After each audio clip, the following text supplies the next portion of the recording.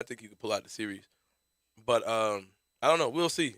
Sometimes things look worse than what they are. The X-rays came back negative, so hopefully we can get some good news behind that. But we'll see. We will definitely see. But it's unfortunate because the Nets were, of course, my pick to win the whole thing. And now, if Kyrie's not available, we've seen a team where Kevin Durant was out there with a bunch of guys. It was when the Grizzlies put them out in 2000 and what 12, yeah, something like that. So yeah, um, it's tough now, man. It's gonna be tough for them. And Milwaukee smells blood, of course. This may be their chance to come out of the East. So we'll see how it goes. But like you said, it's extremely unfortunate to see Kyrie go down like that.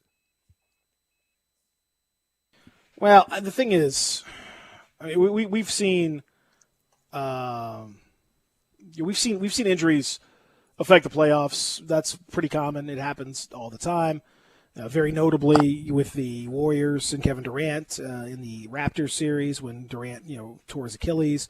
But it's been for one of those unfortunate trends that we've seen lately, and it's not just it hasn't just been in basketball. I think it's been in other sports as well. We talked in soccer earlier. There's been a lot of discussion about guys breaking their feet in soccer because the new shoes aren't as protective of the toes. They're too So when lightweight. guys step on their when they step on their toes, they have too much force.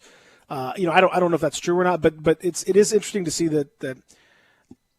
I don't know if anyone's done the study, done the research to kind of go look through on it, but it does appear that the lightweight nature. I mean, shoes are so light Nowadays, compared yeah. to the They're old. made out of I mean, anything.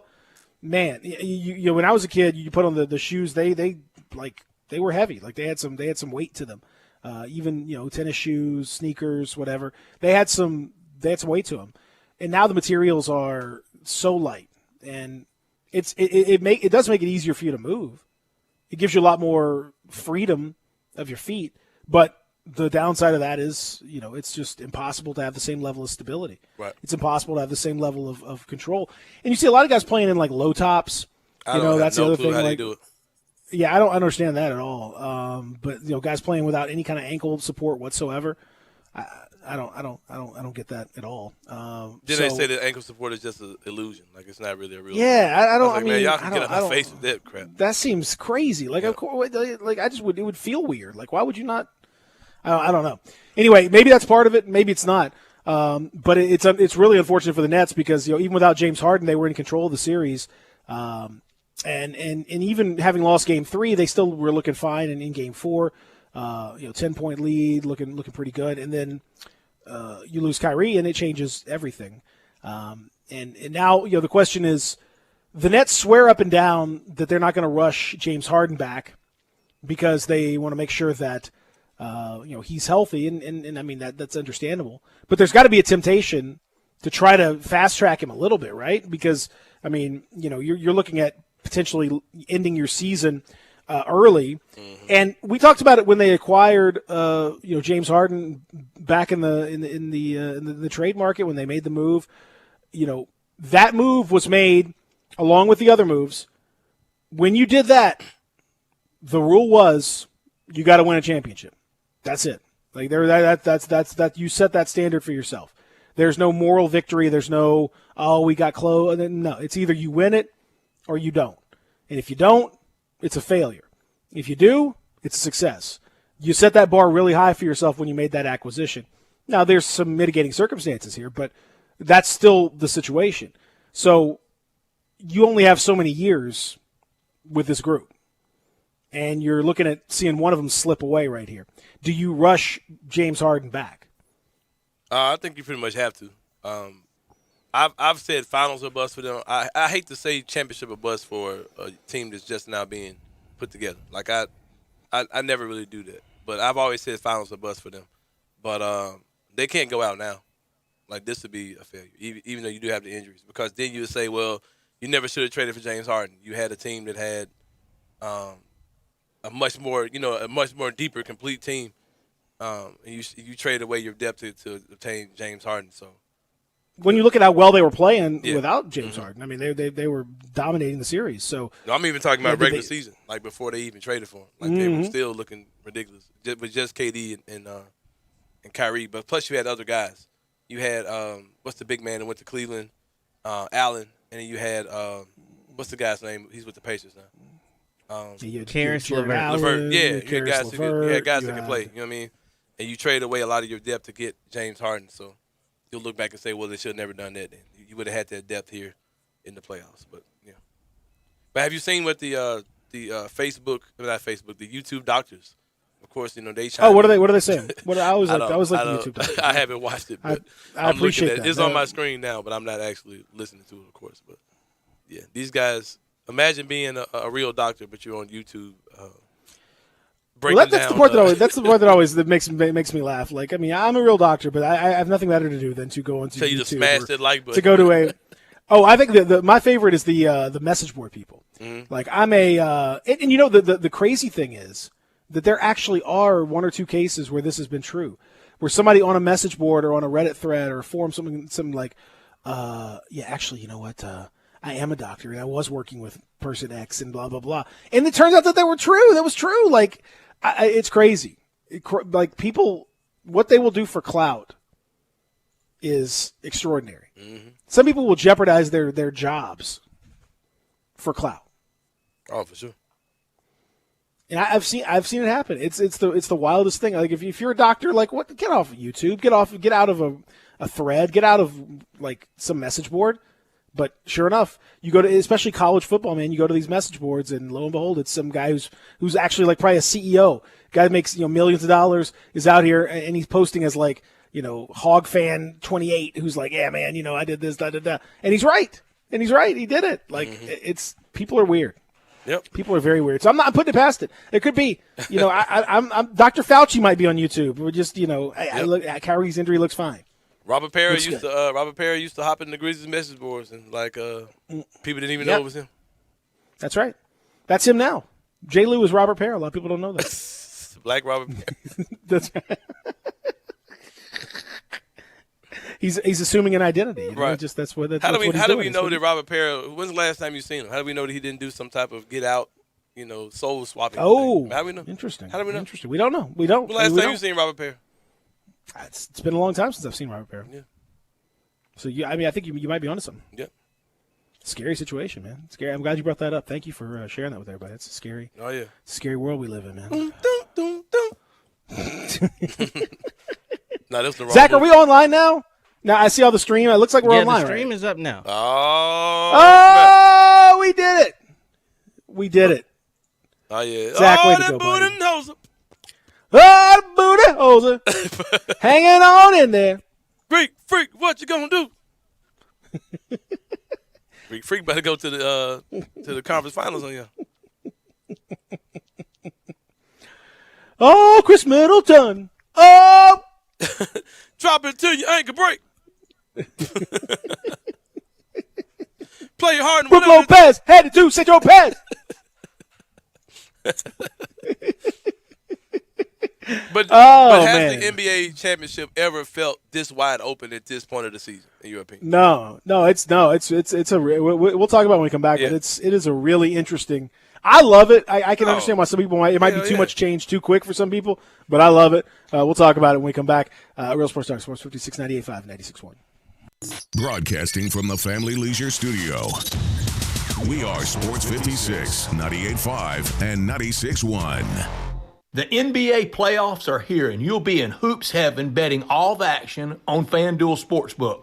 There are so many exciting matchups, and FanDuel is taking that excitement to another level because new and existing users can bet risk-free throughout the playoffs. New users can get up to $1,000 back if your first bet doesn't win. Plus, once you have an account, you can bet one same-game parlay risk-free every week. That means you can continue multiple bets for even a bigger win. And if you don't win, you'll get up to $10 back. Basketball fans, now is the perfect time to give FanDuel a shot. Just sign up with promo code CASH to bet the NBA playoffs risk-free, exclusively on the FanDuel Sportsbook app. Must be 21 or older and present in Tennessee. Risk-free bet for first online real money wager only, and refund issued as non-withdrawable non-withdrawable site credit that expires in 14 days. Same-game parlay refund issued is non-withdrawable site credit that expires in 7 days. Max refund $10. Restrictions apply. See terms at sportsbook.fanduel.com. Same-game parlay available for multiple sports in all states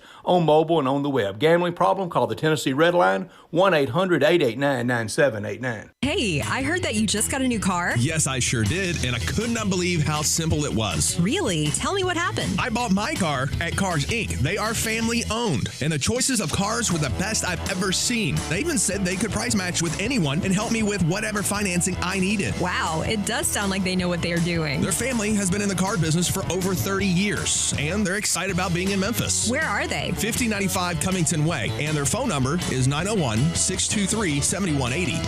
Farmers Insurance knows that when you're in the car and that song comes on, yes, that's the one, you have no choice but to pull out your imaginary drumsticks and smash those cymbals and stomp on that kick pedal, which unfortunately is the accelerator pedal. And we covered it. Talk to a farmer's agent who knows a thing or two because they've seen a thing or two. Call Chad Gatlin at 901-235-1176 or get a fast quote at memphisfarmers.com. We are farmers. Bum, bum, bum, bum, bum, bum. Underwritten by Farmers Truck Fire Insurance Exchanges and Affiliates. Products not available in every state. Visit Frontier Western Store this Father's Day. All men's pants and jeans, $5 off. Wrangler, Carhartt, and Ariat. Every pair of khakis, jeans, and even FR workwear, $5 off. All Carhartt shorts, 25% off also. Sale ends Father's Day. Dad needs a new pair of work or dress boots? Frontier's proud to be the #1 store where the Mid-South goes for boots. Guess what? They've expanded the world-famous boot showroom and added tons of new inventory. If you're after Ariat, there's no better place than Frontier. Come shop over 1,000 pair of Ariat boots and thousands more in other brands such as Dan Post, Corral, Durango, Rocky, and Twisted X. As if the selection isn't reason enough, there's Frontier's low prices. Frontier's pricing is lower than online and chain stores. So when you're ready for Dad's next pair or yours, you've got to check out Frontier. Frontier Western Store, 5880 Goodman Road in Olive Branch, and on the web at frontierwesternstore.com. Locally owned and operated since 1967.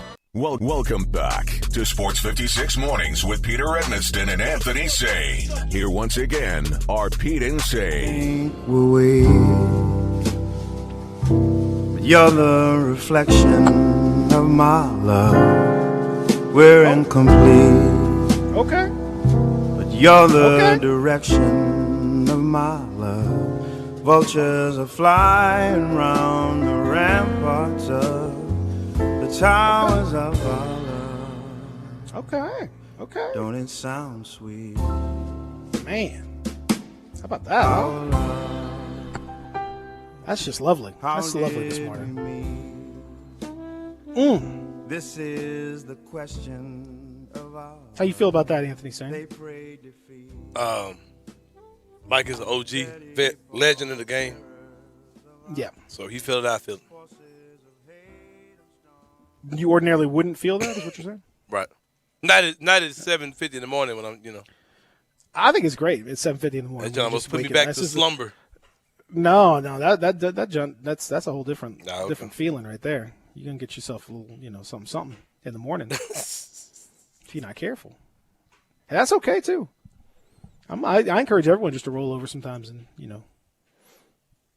get to know whoever get to know your situation there. That's a good, refreshing, better than any cup of coffee. Pop that thing on. Pop that thing on in the morning and pop. Just let that and then mix it with booty. I'm gonna tell you something, man. Oh baby. I don't know how far I can go with this, but I was listening That's to always fun. the outside music is out, all the summertime post COVID pandemic, the outside music is out. Yep. And there was a song that had a 2 Live Crew sample in it. And I was appalled by it. And it was a sample from stuff that I grew up on with as a kid, and I was like, you were appalled by the nature of it. Because like everybody's explicit nature of it. Everybody's like, okay, music these days has gone too far. Like this song had a 2 Live Crew sample. I was like, nah, 2 Live Crew hit harder than any of this stuff. Are you talking about the Tiger, City Girl? the Tiger and Moneybagg Yo? Oh, I was like, that word just hits harder than anything these kids are saying these days. For real, I was like, I felt I don't know what came over me, man. I was like, okay, that's too much for me. But it was It's something a song. from Is Splash or something like that. Splash. Yeah. Yeah. I'm like, this song came out like in '88, and I'm like, yeah, like that was a little bit too much for me. But I would take some. I mean, if someone had something to offer, I'd be down for a splash or two. But it just hit extremely vulgar to me. I was like, I'm not ready for that. What does this generation come to? And I was like, oh, this is my generation. But I am loving the outside music. French Montana has a nice outside song. City Girls, of course. You know. The outside music is out here, man. I just wanted to remind you, Peter, my little chain is better than your big chain. I'm closer to a pimp than a simp. Big racks make me walk with a limp. Everybody needs to know that. That's important. Mm-hmm. What's it? The Money Bag? I do like some of the great songs out there. If you just were to read them, if you just recite them like poetry, it's quite good. And enjoy that right there. And I'll be sliding over to Zach's studio, listen to this French Montana and dancing. So maybe he'll keep the video on so y'all can see me can turn to this French Montana. But yeah, that's but to be fair to Luke, and Uncle Luke, who's part of that, our good friend Uncle Luke, the honorary uncle, everyone's honorary uncle. Yeah. He's right. Everyone wants some of that, and that's okay. There's nothing wrong with that. I agree. Hey, we want. Yeah, I mean, come on, everybody. Yeah, when I heard that, I was like, man, I'm not ready for this. Like, that's a little bit too much for me. You didn't like that? Come on, that's what they. I think it took me back to Preacher's Kid. How you can't, you're not supposed to be listening to this. Yeah, I don't. I was like the rest of the song. The rest of the song's got plenty of, it's not, it's not exactly wholesome. I think that's what it was. I think when I heard that, it just took me back to, the box. Yeah, the flashback, absolutely. Yeah, the box and you're not. But man, but now listen, don't get it twisted though, because Uncle Luke and Two Live Crew, they were on a different level of nasty. Nasty is the exact right word. Mm-hmm. As nasty as they want to be, that's exactly it. It was pure grade A nastiness. But songs have always been nasty. To be honest with you, they just were. A lot of them were just. Luke Luke a lot of them were kind of for. Yeah, a lot of stuff.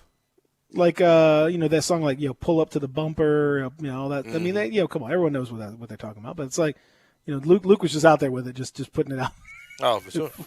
Again, he was threatened if he performed the song, like he would be arrested. Like that's as bad as it gets.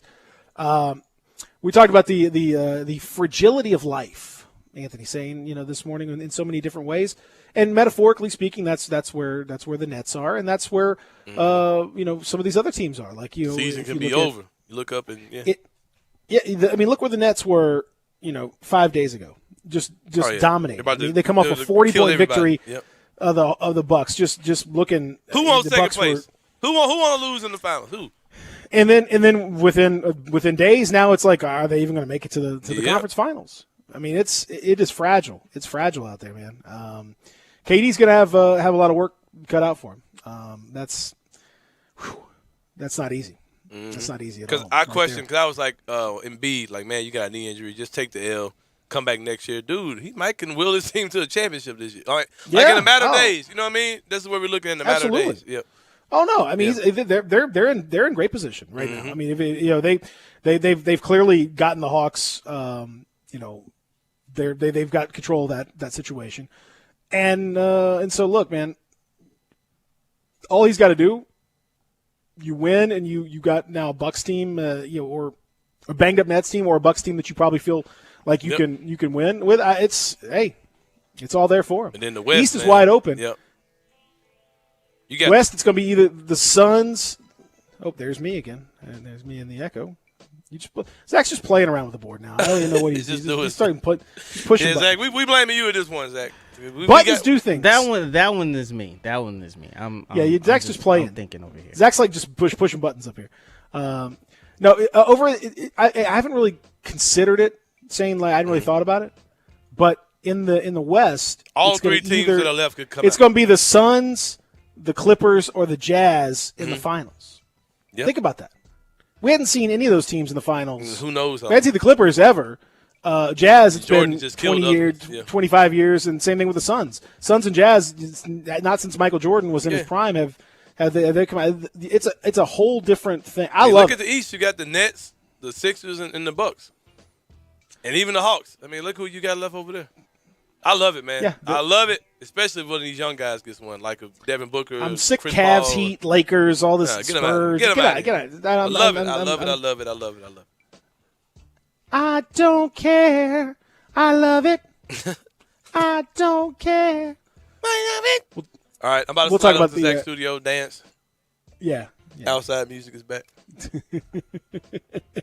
Inside. Even though you're inside, it's going to be outside music. Real Sports Talk, Sports 56, 98.5, 96.1.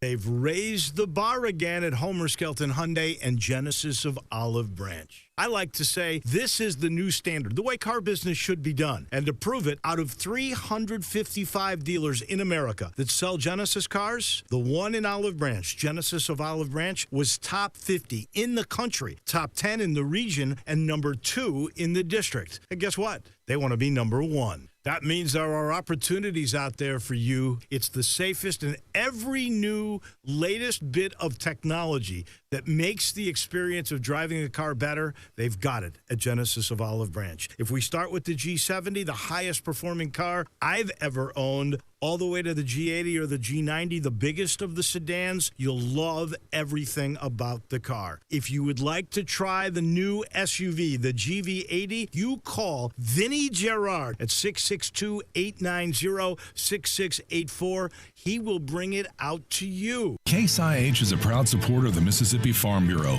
and thanks to a membership benefits partnership, Mississippi Farm Bureau members receive a discount of up to $500 on every qualifying Case IH tractor and piece of equipment you purchase. This discount may be used with other promotions, rebates, or offers. So join Mid-South Ag Equipment and the Mississippi Farm Bureau and pocket up to $500 in savings. Call Mid-South Ag at 662-890-3141 to get your discount today. AC trouble? Call Air Doctors of Memphis, 901-598-HVAC. Owner Matt Davis is a third-generation full-service air conditioning specialist. Air Doctors of Memphis services all major brands, and labor and parts are guaranteed 100%. Their yearly AC checkup is only $60. Then this year, Air Doctors is the official HVAC contractor for St. Jude Dream House. Air Doctors installed the St. Jude Dream House new Train high-efficiency equipment. Get your service from the best. AirDoctorsOfMemphis.com. Call 901-598-HVAC. Hi, this is Troy Five-Ash, owner of Five-Ash Roof Services. You've heard me talk about how we offer the best products, the best warranties, and the best services for years. Now let's talk about pricing. Pricing should never be the only reason you hire a contractor, but in today's world, pricing is always a consideration. So we suggest you get 2 or 3 estimates for your roof replacement from a reputable, licensed, and insured company, and then give us a call. If we can't beat your best price for a comparable roof system by more than $100, we'll give you $100. It's that simple.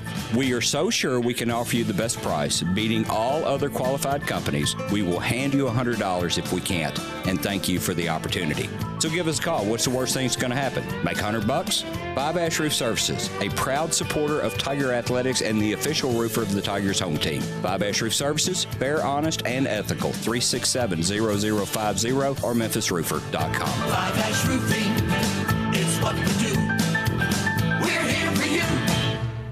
I know the sweetest thing in Memphis, and I know it's been around for 115 years. You know, I'm talking about Dinstall's, and it's time to stock up heavy on Cashew Crunch, Heavenly Crunch, Turtlettes, all of your favorite Dinstall's treats. So easy to get. The sweetest thing in Memphis, all you have to do is head to Laurelwood or head to Germantown and Poplar right across from the hospital, or go where they make the candies. That's on Pleasant View. There's nothing that says Memphis better than Cashew Crunch with that little tinge of coconut, or the Turtlettes. Let's face it, there's nothing better than Dinstall's chocolate.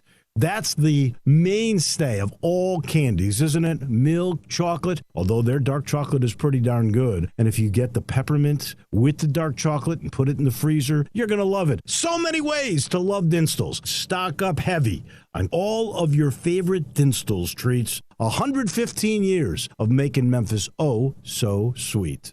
We are Sports 56 WHBQ Memphis, W253DF Memphis, and WIVG Tunica Memphis.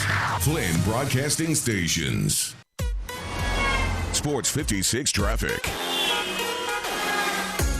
We have a couple new accidents on the roadways. Crash on Biltmore's Parkway on the ramp merging to I-240. That's heading west. That's Biltmore's Parkway on the ramp merging onto I-240. Also, we're dealing with the accident on I-40 west near Chelsea. The right lane and the right shoulder is blocked. Out in St. Francis County in Arkansas, I-40 eastbound remains blocked due to an accident near exit 239 in Forest City. That's I-40 near exit 239 in Forest City, Arkansas. Still working accidents on Holmes Road at Pleasant Hill. I-55 between State Line Road and Goodman Road is closed between 2, and Kirby Parkway at Night Arnold is dealing with accident as well. 6 Mornings with Peter Edmiston. Yes, I will be good, I promise. Co-hosting Sports 56 Mornings is Anthony Sane. That's great, man. Now, back to Peter and Anthony.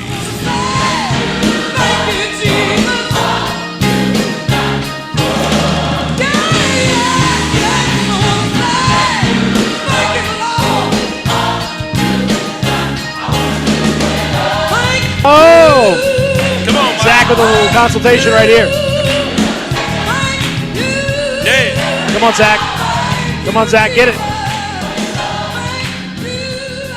I can't believe you're sitting down for this, Zach. I mean, I'm not the type of person that stands up and like gets into it. You don't stand up and I'm more. Come on, man. Did Jesus stand up for your life? Did he Of stand course up on he that cross? did. Yeah. How long Yeah. did he stand up on that cross for you, Zach? But you can't stand up for him. Did he Yeah, actually that's right. stand on the cross? Like He ain't stood Well, down. he was, he stood up. Amongst them. he had to carry the cross. Oh, he had to come carry on the now. cross. Did he walk? How long For did he you. carry that cross? For you and me, Zach. You think he sat down? You think Not he just Peter. sat down with the Me. cross? No, he walked it. You had to walk it all the way down. Come You on understand now. what I'm saying? Via Della Rosa. Let's go. Come on, man. You know what that means? no. That's the street. The street of sadness, man. That's when the he was, legendary when he was walk. taking the walk cross. to That's Hawkins, right. man. That's right. The legendary. Exactly right. Did he sit down? No. He was up on his feet, and then meanwhile you hear something like that, and you just sit down. Oh, okay, sounds good. I'm Good. not. Come on. I'm not a big Yeah, we're show vibing. of emotion We're person. vibing. Like So it's about Yeah, you. well, you know, I'm- I guess it's that's not fine. about I guess me. joy. It's I guess just- joy and that's love just is not- that's just not what you're not who into. I am. Okay, fair enough. That's fine. Hey, that's what you want, man. Hey, who am I to tell you what you need to be on? I guess. I mean, well, I am. Who are you? I am. Who do you think you are? I am. Real talk. That's what Jesus said. Who do you think you are? I am. Exactly right. Hour number 2 is here. Presented by our friends, Family Leisure, the Family Leisure Studios. We are live and local. I hope you got all your stuff taken care of in the outdoors. If you don't, man, go to Family Leisure. Let them take it. I mean, come on. What are you doing? Mm-hmm. What are you waiting for? I mean, it's hot. It's been hot. This weekend was 1,000 million degrees. It was insanely hot out there. I grilled yesterday, and it was, I felt like I was on the surface of the sun. I don't know what I was doing. What was I thinking? Like, I got the grill going. It's already hot, and then I was doing some pork. I start flipping my pork, and it's like I'm about to melt. Like, it's insane. I don't know what was happening out there. It's going to be a little cooler today. Temperature-wise, it's not going to be cooler, but the humidity levels are going to be a little bit lower, and so that's nice because the humidity was, God, heat index was like 110 yesterday, and the temperature was only like 92, 93, and the heat index was so crazy, it was outrageous. You walk outside and it's Memphis heat hit different. It's disrespectful. It's it does not slap. Bay. Sun is not bay. Hey, somebody Sun put a does tweet not out yesterday. slap. Somebody put a tweet out. They said nothing like coming back to Memphis and breathing water. Yes. Bro, I mean, Memphis air is thick, for real. Memphis air is thick. There's a thickness to the air. You walk outside and it's just like, it hits you. Like, what the? Bro, I often tell stories about when I had to live on another planet, a.k.a. when I lived in Utah for 6 weeks. When I was staying in Utah for 6 weeks. When I came back to Memphis, it was the summertime. It was like July, because Sabrina was in summer camp. Sabrina was a little girl then. Sabrina was in summer camp, and bro, when I got out the plane, I could not breathe. It was like I felt like I got thrown on the water. Like I literally felt like somebody threw me in a swimming pool. Because it was so thin? The air was so wet. You know what I mean? It was steamy. Yeah. It took me a while to adjust to Memphis air. Like, literally. No, like, I understand. No, it's true. It is the humidity levels, when you go to a place that does not have that same level of humidity, and the whole thing about dry heat is real. Like, I mean, eventually dry heat's going to get you. But it's funny because, like, dry heat, when you go out the desert or whatever, when you go out to Vegas or something like that, and it's 115 degrees. You don't even feel like it at all. No. You don't feel it until it kills you, until you just keel over because you've got heat stroke. Because your body, but like when you're from here, you don't feel it the same way. You are getting hot, like it is way too hot and all that stuff. Your body will heat up, for sure. But you don't feel it in the same way. Like out here, I defy anyone. On Saturday, when I'm down, me and Fish did the Memphis 901 FC game. I'm walking downtown to go to the game. It's 5:30, 6 o'clock, and all that concrete and all the buildings and all that stuff, man, it was, I mean, it wasn't a degree below 120 for me. Like, I mean, it's when it steams off the concrete and just there's no wind. Oh my God, brutal. Yeah. Absolutely brutal. So hopefully this week the humidity level is going to go down, which is nice because that was just unbearable. If you were outside, you better be in a pool or near a pool or something, because otherwise you're going to be pretty miserable out there. My shout out to all my guys and girls who are out there doing work outside, painting, building, roofing, all that stuff, man. We appreciate y'all. We love y'all. Thank you for doing it. Because these conditions suck for that kind of thing. Man, y'all better hydrate. We appreciate y'all, though. Thank you for all that work. We appreciate you. I have a friend that works for Comcast Xfinity. He was like, man, he was living in Chicago. He was like, yeah, like Chicago gets painful, like, because you're out in the cold doing that type of stuff. You have to dig a hole, and he said you have to kind of imagine having to find a wire or like you have to dig through snow to get where you know what I mean, to do your job. He's like, but yeah, Memphis is a whole other beast too, man. When you up on that pole and it's hot as it gets down here sometimes. So yeah, salute everyone, man, who's out there doing those type of things. Delivery drivers, yeah, everybody who's out there. Man, I'll never forget. There's a great story when we were working. I was getting things set up for a high school football game. It was before a season, and we were checking one of the boxes for one of the teams to see if we could hook up our equipment there. And it was the middle of the day. It was one of those days in Memphis, like we talked about over the weekend, where it was 100 degrees and the heat index was 120 or something just insane. And so I'm not joking here saying we have to go into this place. We go to this one high school, and you know old high school situations, like these old high school setups, right? So the press box is just a aluminum trailer that's like put on top of bleachers. So it's all metal on top of metal. And the guy's like, well, we hadn't been in the press box all summer. So literally no one has opened the door to this thing for 3 months. It's this metal container that's been sitting in the sun for 3 months without anyone opening a door or a window or anything. I walk in, open the door, and I like the amount of like you're walking to the oven. Yeah. It, honest to God, like I start just pouring, like it's like worse than any sauna, instantly. And I have to like crawl under. I'm trying to find these like wires because we got to put some stuff under the thing. I gotta find where these hookup things. I get so frustrated because like I can't see. It's just pouring, sweat's pouring into my eyes. I can't see, so I just yell out the F word as loud as I possibly can, which is not a great idea on a high school campus. I'll be honest with you. I just go. Fudge! As loud as I can because I'm just furious. And I look up and I realize that there's like a cheerleading camp that's going on right below me. And they can hear the whole thing. And it echoed like through the whole, I guess, the PA system or something. It did that metal room made it like a speaker. Like you probably. It did. It was like a speaker. Like they immediately stop and look up because they just hear this random like blur. And I was like, sorry. It was much like kids, much like elementary school kids. I'm like, sorry guys, that's a lot. So my apologies. Right. I'm like a scene from soaked. Like Brooklyn. It was. I would come out just like I look like I've been like in a 10-round boxing match. I'm like, I can't. Insane. Memphis Heat. No, thank you. It's crucial. No, thank you. Absolutely. J. Lou grilled this weekend. Of course you did, J. Lou. Nice showing pictures of his grill.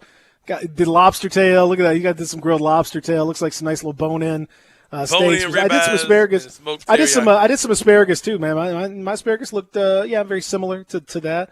I didn't do the lobster tails. J. Lou, why you ain't never invited us over, man? We could have a remote from J. Lou's house. I know.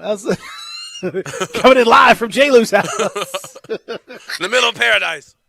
Oh man, wouldn't that be something? Right there. All right. So when as we talked about here from the Family Leisure Studios, and if you've not gotten your backyard taken care of like J. Lou and others have, you need to get that great patio furniture. And increasingly, let me tell you something. Get the little covered patio situation taken care of. Get you some fans outside. And if you can get that thing covered and get the fans out there, it's nice. It's not bad at all out there. I got a little mister system that I've put together too. I got some misters that spray in my like a little covered patio and a little spray, so it kind of cools you off. It's not too bad right there. I was at Sliders and they got the little mist thing going. Man, like I don't want to be outside unless I'm getting misted for now. No, you got the mist is I got a little mister. I got to set it up on the kabuki. You understand what I'm saying? It's hard time, Daddy, when you're out here melting like an ice cream cone. I had that mist. Yeah. But that mister. So anyway, get out there. As long as you're outside with something like some mist, something like that, then you're all right. But man, it's tough. It's tough out there. We mentioned the Western Conference. Nikola Jokic ejected after kind of again. I'm with John Moran on this one. It was a flagrant one. Let him keep playing. Like it was barely facial contact. He got frustrated. That's the way it goes. He got kicked out of the game. That's unfortunate. And he even apologized to him as he was walking off the court and said afterwards, he certainly wasn't trying anything. I don't think there wasn't much to it. But the officials disagreed. David Guthrie, who's the most dramatic of all the officials, said that he had wind up, contact, and follow through, and that was the I don't know. But the thing is that it looked way worse in live rather than slowing it down. Like it looked way worse. All you can see is this big white arm just coming out of nowhere. And I'm like, big white arm across, man. Well, I'll say this, Peter. I'm glad that. Yeah, he looked like he was like swatting a fly or something. Like it wasn't a punch. He was like going down like that. I don't know. I'm just glad the game didn't take place in Memphis because you swing a campaign like that in the hood. Ain't no telling how they would have played out. Just being real. Oh man. Just being real. I mean, it's so when the Grizzlies signed campaign this offseason, hey, the revenge game might be coming. Square up, fam. Square up. Hey, would you take campaign over my boy though? Over Titus Jones? Titus Jones. Titus O'Neal. Titus O'Neal. Man, look. I mean, he doesn't. I'm not even sure he touches his face. Like he barely grazes his face. He slaps down on the ball, like he's upset. Like stop making excuses for your boy, Peter. He got emotional and he took a swing at poor campaign. Yeah, I mean, that's a flagrant one. That's a flagrant. He didn't take a swing at campaign. He took a swing at the ball. He didn't take a swing at Payne at all. Get out of here. Just horrible sportsmanship by league MVP. Come on, man. Yeah, he didn't win the sportsmanship award. He won the MVP. Same Mike Conley out here. Never trust a dude with a red nose and face and mouth. And it's the kind of stuff they do. Man, look, Jokic did everything he could do, I don't know. He's still the MVP. Yeah, but how many MVPs go out like that? I mean, it about has the happened. playoffs. Come on, it has happened before. Come on, it has happened before. Come on, man, he's the MVP. I like Shai's tweet. It's yeah, I saw it. I didn't even see it, but I saw you said something. Yeah, exactly. Oh, yeah. That's exactly. That's very similar. Yes, that's exactly what I felt like. 100%. Ah! Wait, that's the scene from Vampire in Brooklyn. Yep. Yeah. God. Yep. Anybody who. Classic C. But yeah. And shout out to J. Lou for texting and said his daughter loves the lobster. He's feeding lobster. Hey man, for God's sake. Get the Can I block J. Lou just on my end? Like I don't see this stuff. Who's just had a kid eating lobster and steak. God, oh man, these kids don't know how good they got it. Unbelievable. The kids don't appreciate it. If they're like my kids at all, I give them something like that. They don't appreciate it at all. Yeah, exactly. I want some mac and cheese, please. Right. Okay, all right. Can I put this in a hot dog? And out of the box. please. Nothing like no fancy mac and cheese. Yeah. No, just give me the stuff out of the box. That's all I'm looking for.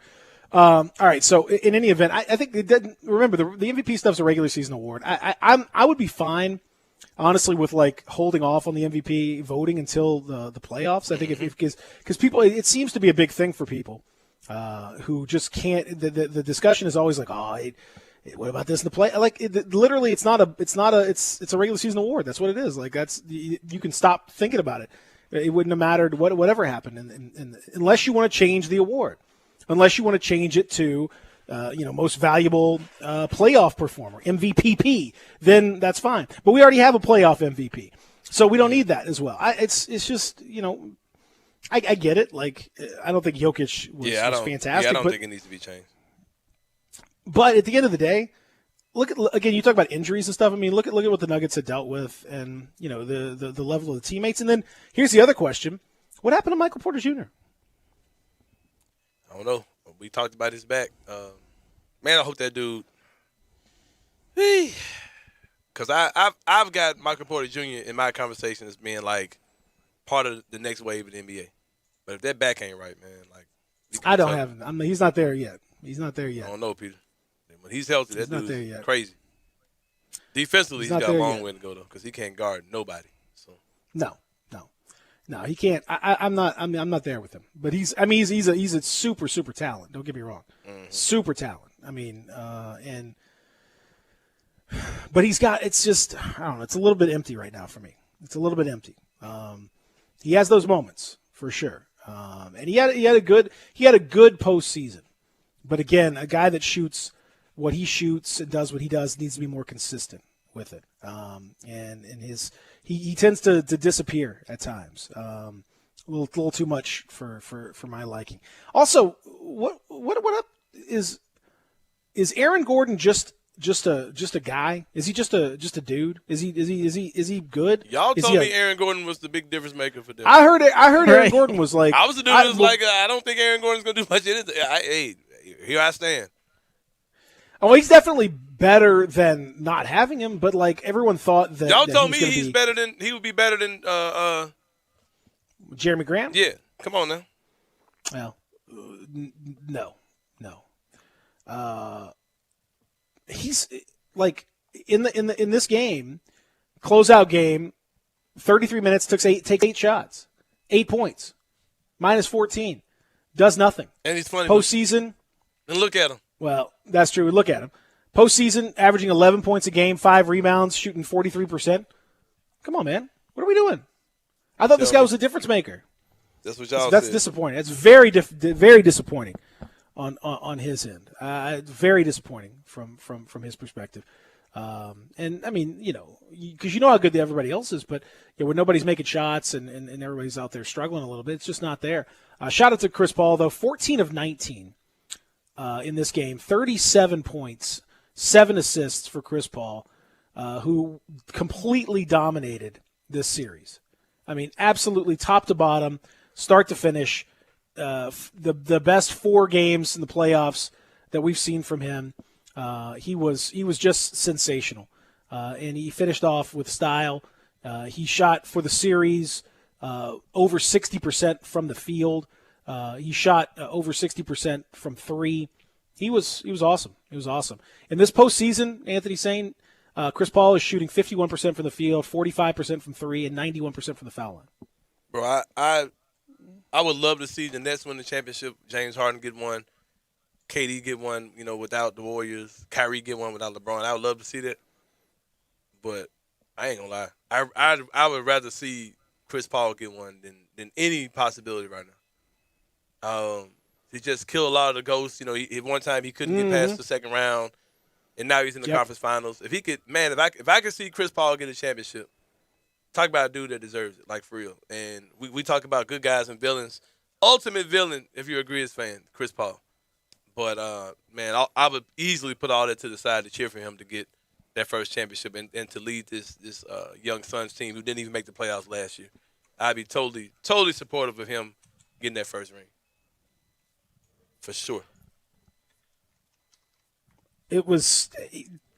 I love to see those narratives get like eliminated. I love to see guys fight back against that because it's not fair. I mean, Chris Paul's annoying, and the narrative that he punches guys in the nuts a lot is true. He does do that.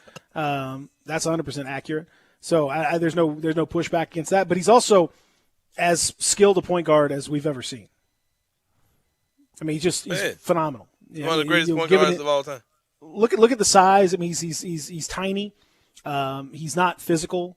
He's not particularly fast. Like you look at all the things he's not, but he just completely dominates with his mentality and the leadership, the vision, and his ability to get to the shot. Like you think of a guy that small, and Denver's got theoretically some size to put on him.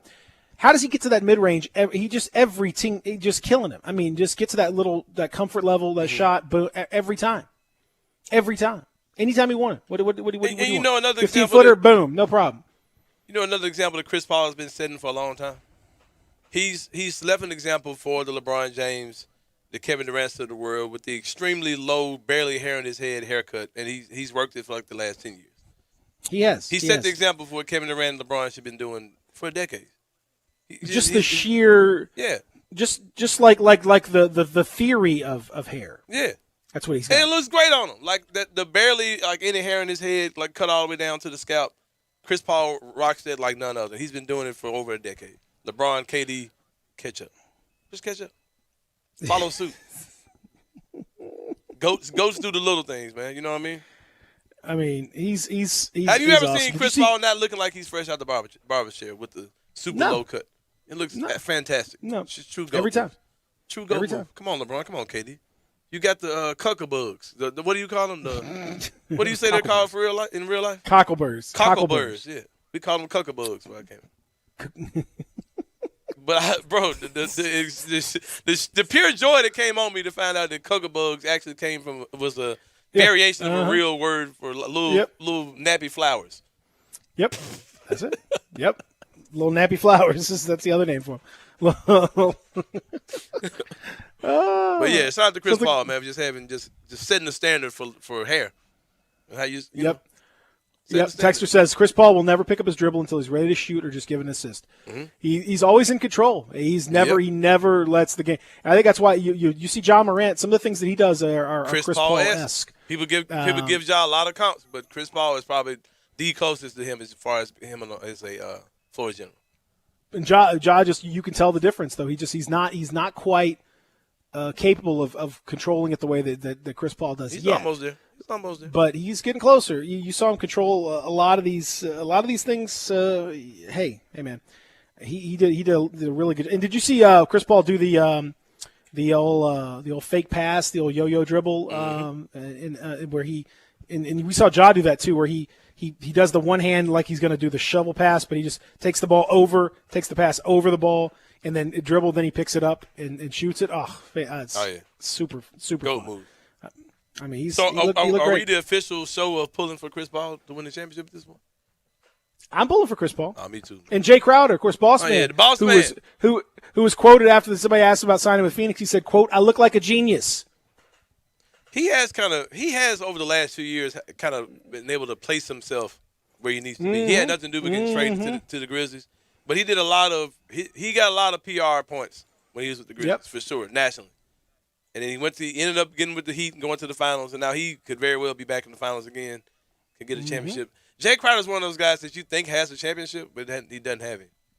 So, Mm-hmm. Yep, he could get it. He could get it this year for sure, especially if this Nets situation stays the way it's looking right now. The boss man. Call him the champ man. What, man? What you laughing at? It's just funny. It's just funny to think about. I mean, no, No, I mean, Boss Man is funny, and some guys have a knack for it. And we saw like Robert Ory, he's got that kind of same kind of thing where he's just in the right spot. He's just in the right. You got Forrest Gump, where he manages to somehow be in the middle of the action.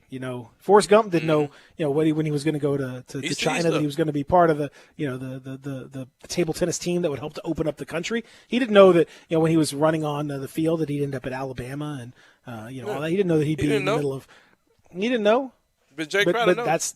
That's Jay Crowder. I'm not sure Jay Crowder. I'm not sure he 100% knew, but he might have a feeling. Well. He might have a feeling. But you remember in media day when we first got Jay Crowder, he was like, everybody was like, man, Jay Crowder would have been the perfect guy for those old Grizzlies teams. He got interviewed. And he was like, yeah, man, this ain't gonna be no bad team. Nah, this team's gonna be good. Yeah. These guys are next up. Yeah. Oh yeah, and he was like, I'm looking forward to it. I'm gonna help. I mean, like he was all in, which was great. He definitely saw something. Yep. For sure. Interesting rumor that emerged over the weekend too. That was something very fascinating to think about. We'll discuss that when we come back here live and local from the Family Leisure Studios. Real Sports Star, Sports 56, 98.5, 96.1.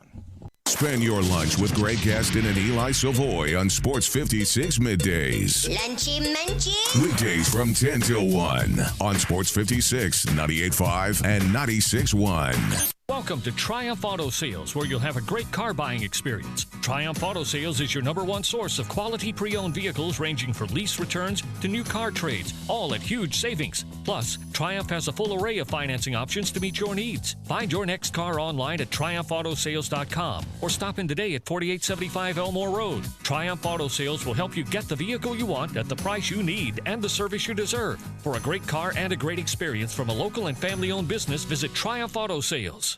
Need to sell your home? You're in luck because I buy houses. All you have to do is call Bill at 901-406-1101. That's 901-406-1101. Grab that pin, 901-406-1101, or just save it in your phone. Bill at I Buy Houses. I Buy Houses buys houses in any area, in any condition, at any time, as simple as that. I Buy Houses is guaranteed to close in 5 days. So if you need your cash fast, just call Bill at I Buy Houses, 901-406-1101. Has your house been on the market? Were you just tired of renters? Or is it just time to start over? Well, avoid repairing, cleaning, painting, and prepping your house. Just pick up the phone and call Bill at 901-406-1101. That's Bill at I Buy Houses. If you're in Southwind, South Memphis, North Mississippi, North Memphis, Collierville, if you can hear this, just call my friend Bill at I Buy Houses, 901-406-1101. Brian Elder's Roofing Solutions. I'm Brian Elder. The great Kimmons Wilson of Holiday Inn had a slogan: the best surprise is no surprise. And that's so true. When I sit at your kitchen table, you're going to understand exactly what I'm going to do to your roof. From the underlayment to the hip shingles and ventilation, the flashing, the wood repairs, the cleanup, the crew safety, the warranty. It's amazing how many customers sign contracts being told none of that stuff. But the best surprise is no surprise. Insurance claims. Talk to your friends. More and more claims are being rejected, and only experienced claim specialists are getting those terrible decisions overturned. So if you don't hire me, please hire someone to manage the process with the experience to see it through. The best surprise is no surprise. 867-0303 or BrianElderRoofing.com. Call 867-0303. Brian Elder's Roofing Solutions. Do you know one of the best things you can do for your employees or family's health? Provide Arctic Clear bottled water. Arctic Clear bottled water is your locally owned and operated bottled water provider. Arctic Clear is 100% natural spring water with free delivery and setup, dependable service, and no long-term contracts. What an easy choice. Call Jeff Manus today, 901-382-2363, or visit arctic-clear.com. Arctic Clear bottled water. Call now, 382-2363. That's 382-2363. Sports 56 traffic.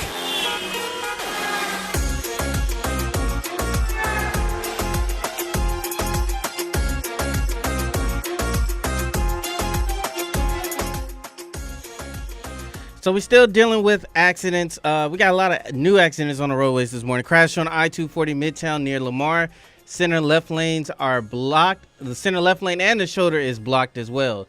So it's I-240 at Lamar Avenue. Also, off the ramp of I-240 northbound at Union Avenue. That one is blocked as well. It's partially blocked. We got vehicles involved on I-40 near Chelsea Avenue on the right shoulder. And then we're still dealing with the accident on Bill Morris Parkway on the ramp on I-240 West. So just take it easy out there. This is your Sports 56 traffic update. Welcome back to Sports 56 Mornings with Peter Edmiston and Anthony Say. Here once again are Pete and Say. We've got to find a way to bring some love in here today. Joker. Pick it signs. Don't punish me with superstarity. Superstar to me, so you can see what's going on. Have you heard Her's version? What's going on? You heard that? Have I heard what? Her, like the singer Her? Yeah. She did a Yeah. version of this. That mug is fire. Oh, yeah. Uh-oh. Does it hit different? Yeah, it slapped for sure.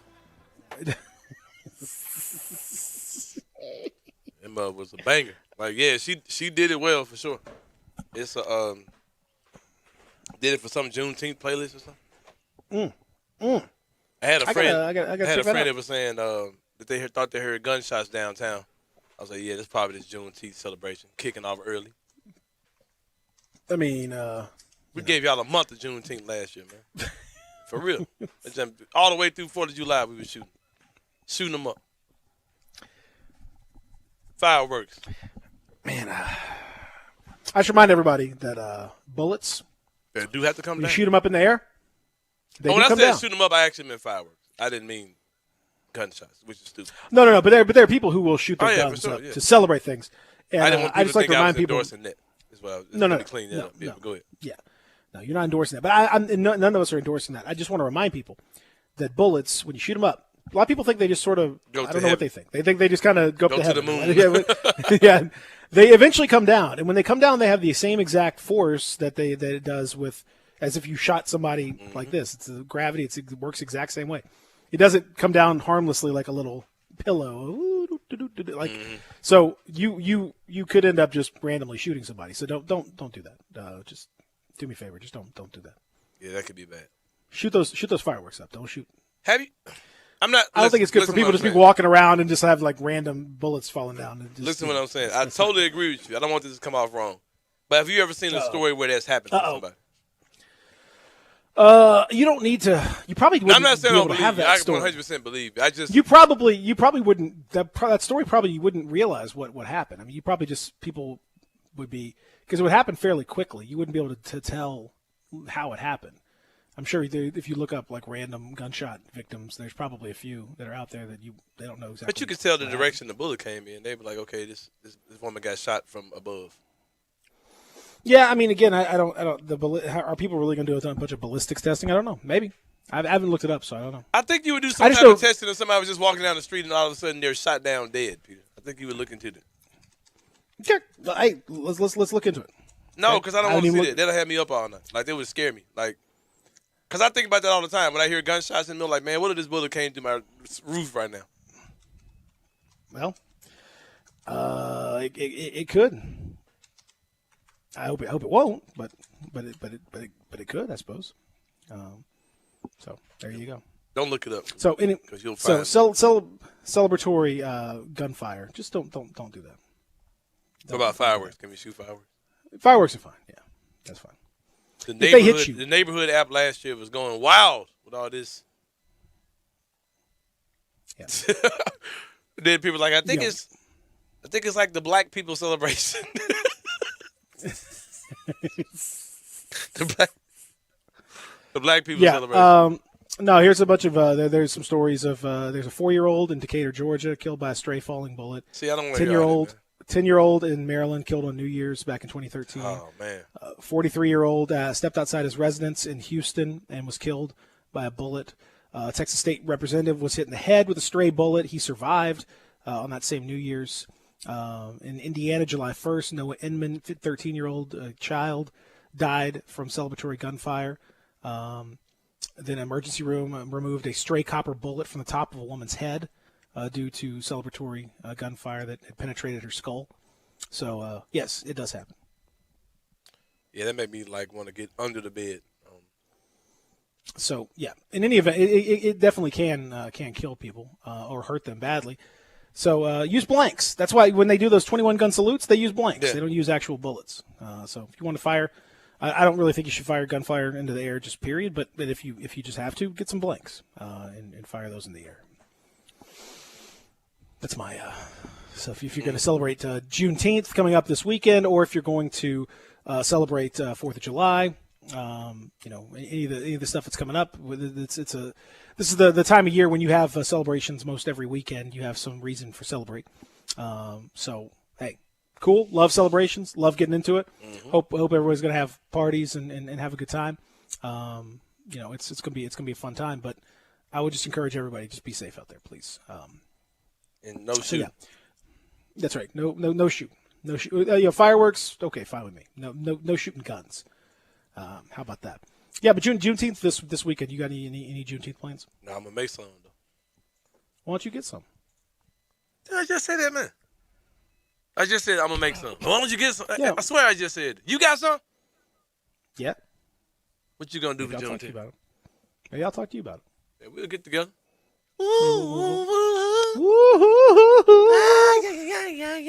Texas says my office is across the street from Jack Pirtle's on Bellevue. We've had 3 bullets come through our roof. Why you got to put Jack Pirtle? See what I'm saying, man? See, who said it? A Texas said it. Why you got to throw Texas said Pirtles in this? Man? Like they're the Yeah, reason Pirtle why. doesn't support that. I never once heard them say anything about firing bullets into the air. Come on, man. You ain't had to never put. once heard. You could have just said I had 3 bullets come through my roof at my job. I mean, he's positioning on the street though, so you know exactly where he is. Yeah, that might He have said right that might across have actually came from Pirtle. Stop.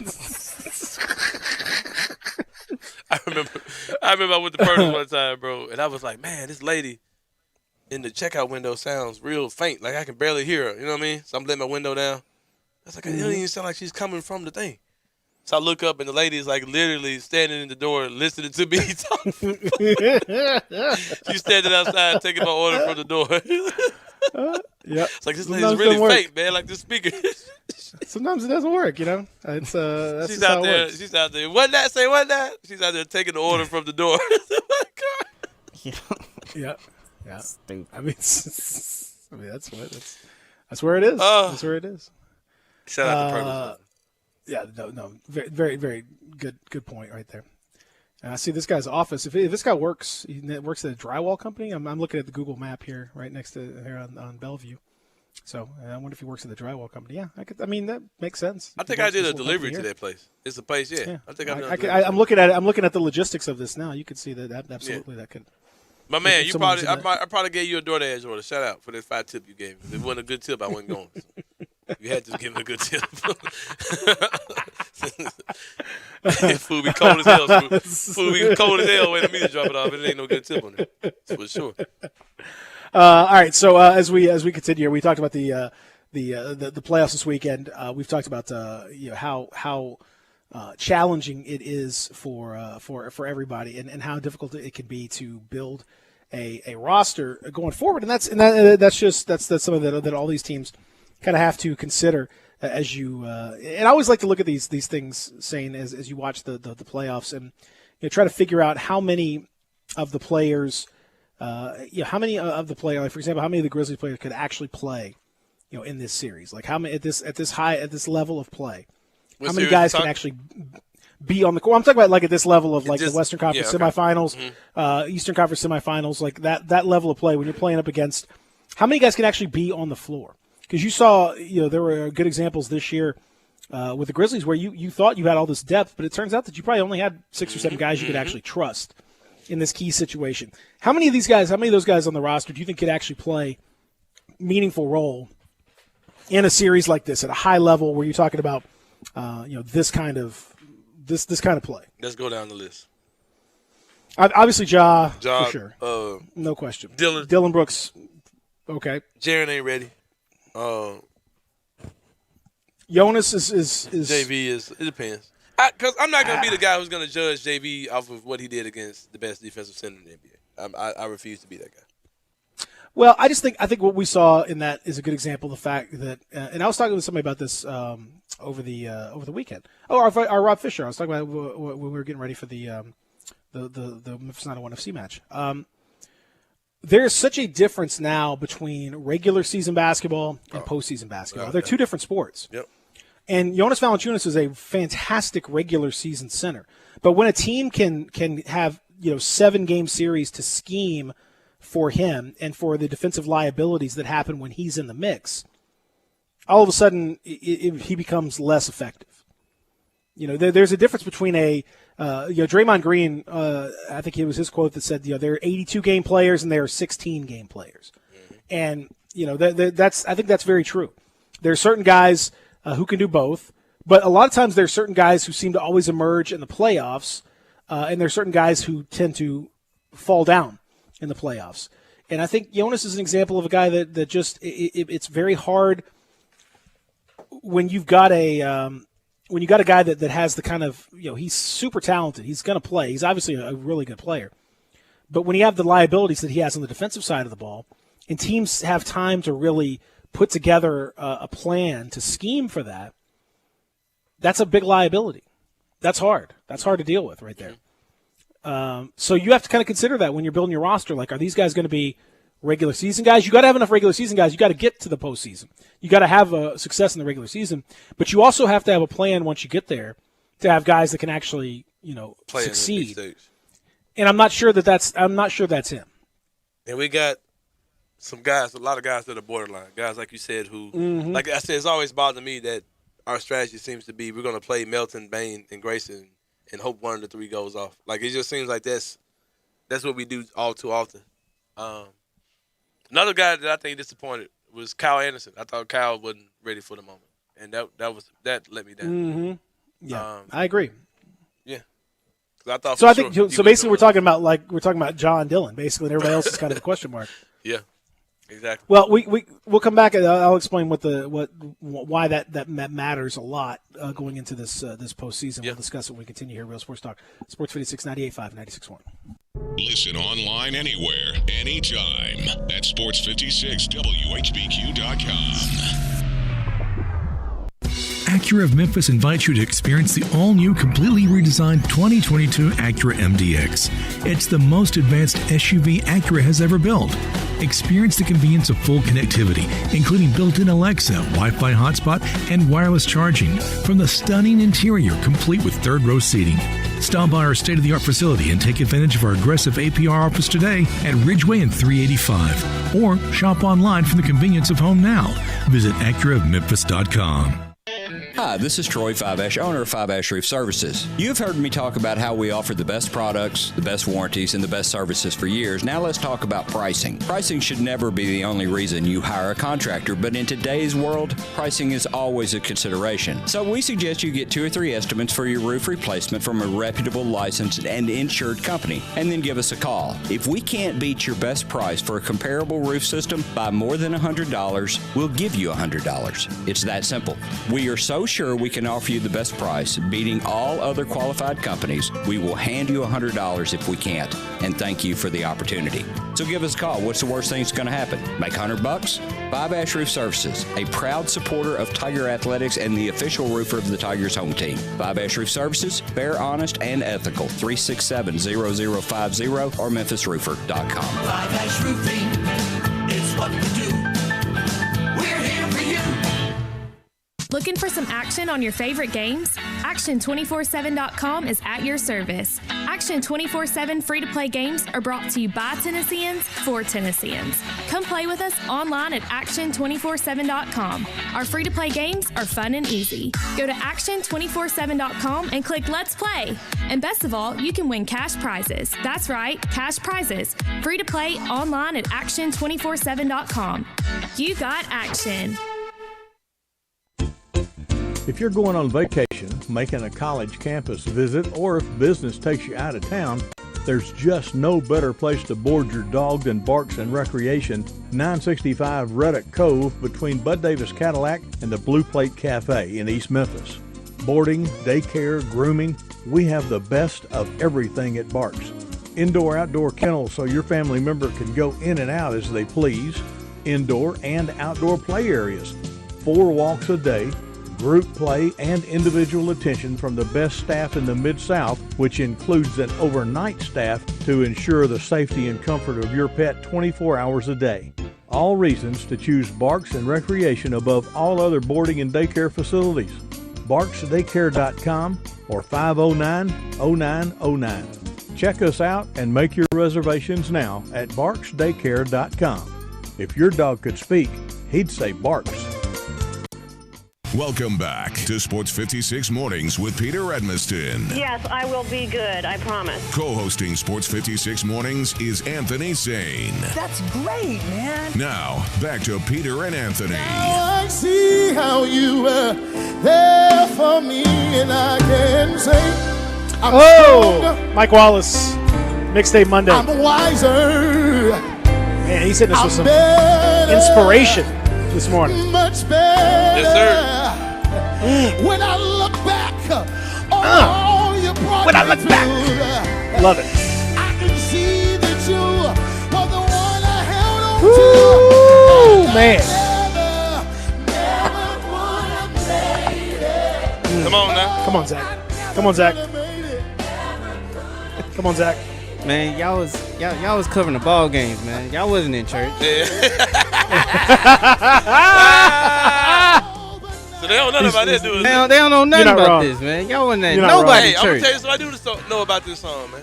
You can tell me if this is true or not. I heard that when he made this song, that he didn't intend on making this song to be a gospel song. I heard this was made as an ode to his wife for getting him through a tough time. Yes. That's true? Yeah. That's dope, man. His wife passed unexpectedly, and this song was like about her, the struggle of going through about losing her. Man, that's crazy. And then obviously it's a gospel song because he a gospel artist, so he has to lean on God. So who knew? But yeah, this song was really like lovely. number one in almost like in every genre of music. Every genre, like everybody really connected with this great song. No question about it. We'll talk to our buddy Mike Wallace coming up here in our next segment, in hour number 3, as we continue here on the program live from the Family Leisure Studios. Pete and Sane with you here on another warm Monday. Going to be very warm today. High in the mid 90s, not quite as humid, but still plenty humid enough.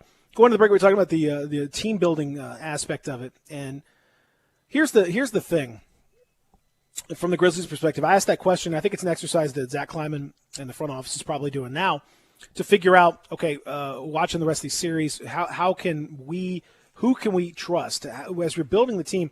Because I think the number one thing this summer, Anthony's saying, we'll talk a lot more about it. We'll probably ask Mike Wallace about it too. The number one thing this summer is to identify the type of player that maximizes Ja Morant. And that is really where this whole thing comes down to. You have been gifted a true superstar for the first time probably ever in the history of the franchise. So every decision so every decision from here on out comes down to how do we maximize this guy? Just run with him. Yep. Joe, just this guy. That's how do we everything has to be done with his playing style in mind. When you have you need to get big wings who can shoot. You need to get defenders who are going to be able to cover defend. His weaknesses, right? Exactly right. You need to get some size out there on the perimeter to be able to cover up, for him. You need to have some rebounding at the wing position, and you need to have guys who are good in transition. You need to have speed. You need to have guys that can be at his level of basketball IQ. You need to have athleticism at all 5 positions. You need to have guys that can excel as the screener in a pick and roll situation. There are all these things. All of it, though, all the decisions have to come down to who plays well with Ja. And because, that's the level now. And that's where it comes down to. And I think like Jaren Jackson can do that. We don't know that he's going to be able to, but I think he certainly can. Dylan Brooks clearly can be part of that. But who else? Who else? How do you turn those guys into like legit pieces? And that's why everyone says, "Well, hey, this team's ahead of schedule." Hey, man, this team's really they're on top of it, and they are. They're definitely over. They are ahead of schedule. But now the question is, how do you turn a good team into a great team? That's the hardest thing to do. How do you go from? They don't have free agent. They don't have a ton of money. Right. They have some money, but they don't have a ton of money. And this free agent class isn't great anyway. You don't have great draft picks from here on out. You're not going to have great draft picks most likely, unless you get very lucky with that Golden State pick or the Utah pick or something like that. But you're probably not going to have great picks. How do you turn this good roster into a great one? That's hard to do. Yeah, because you look at a team like Utah, who they identified a star player in Donovan Mitchell, and instead of waiting, they put pieces behind him, traded draft picks away from Mike Conley, attained shooters, attained role players like a Jordan Clarkson, and now they're championship ready. They're contending for a title. They're potential Western Conference Finals team. Phoenix Suns, they identified their star in Devin Booker, and after some years of making dumb decisions, and it looked like it was imminent that he was going to leave Phoenix at one time, you made the move to go out and get a Chris Paul, and now you're a team who's a championship contender. I think that the time is now for the Grizzlies. You can't all those things we were saying. We including me and you have been saying about ahead of schedule. Yeah, we're not ahead of schedule anymore. It's time. It's time to make this team be a contender next year and do what you have to do. Because like you said, man, like everybody's talking about, well, you just wait till the era of the LeBrons are over and the eras of the KDs are over. There's going to be a team who's going to sneak its way into a championship this year, possibly, depending on what happens with Kyrie Irving, way ahead of schedule. And I think the Grizzlies, we need to get on that wave, man. I don't want to hear the ahead of schedule stuff next year, because I think you have to maximize. You identified your star. Now you got to identify how you want to build your roster and how you want to tweak this roster. Because I think this is a team that could be at the top of the West in one of those top 4 seeds in the West next year. But it's all depending on what they do this offseason. No, that's exactly it. I mean, it's truly it's really hard. Like, I mean, the easy part to some extent is getting, when you're just kind of out there fishing for just general talent. Like, we're just going to try to find guys that are good. Mm-hmm. Like, okay, like in the draft, hey, just find a guy. Free agency, we like this guy. Hey, let's find a guy. We're going to pick up this guy from we think he could be a G League guy. We could bring him in on a 2-way. Oh, he turned into a pretty good player. Okay, let's find a guy. But at the end of the day, like, I mean, yeah, you found John Conchar, fun talent. Mm-hmm. Definitely better than his, profile and resume would suggest. But what do you do with him with now? Like, okay, Jonte Porter, you took a swing at Jonte Porter. It didn't really work out. All right, fine, fair enough. You Sean McDermott's of the world. There's about 10 or 11 guys you can't even on this roster who are just kind of like, I mean, like you definitely got value for the picks. Mm-hmm. Even like the Xavier Tillmans of the world. Like, is he a part of a elite team? Maybe. I don't know. It's hard to say. Look at Brandon Clark.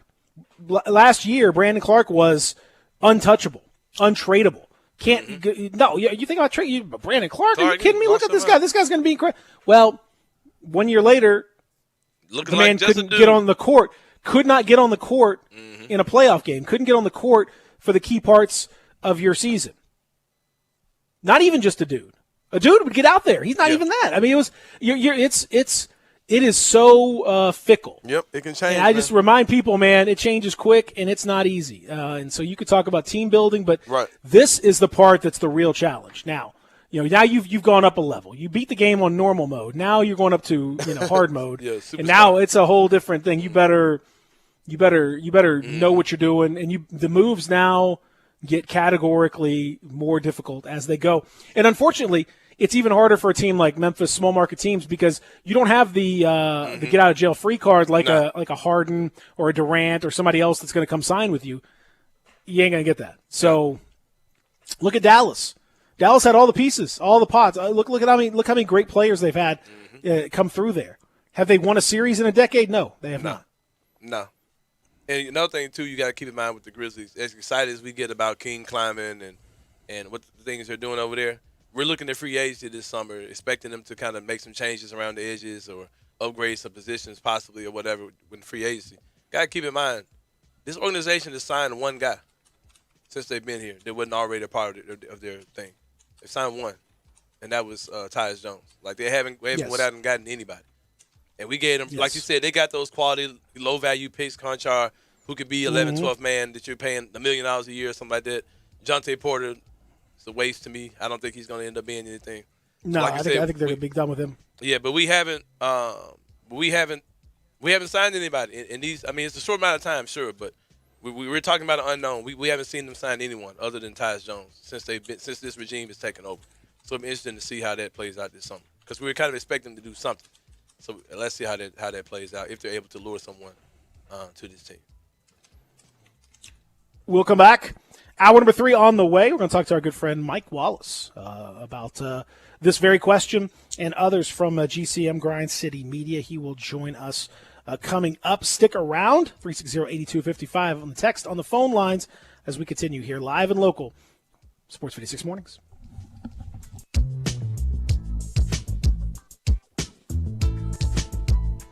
Even in times like these, special occasions happen. And when an occasion calls for special, it calls for 117 Prime, Memphis's premier downtown dining destination. From the spectacular 36-ounce porterhouse paired with a Ferrari Carano Cabernet, to the jumbo lump crab cakes, to the raw bar with oysters fresh off the boat from the Gulf and the East Coast, there is simply no finer dining experience in Memphis than 117 Prime in the heart of downtown.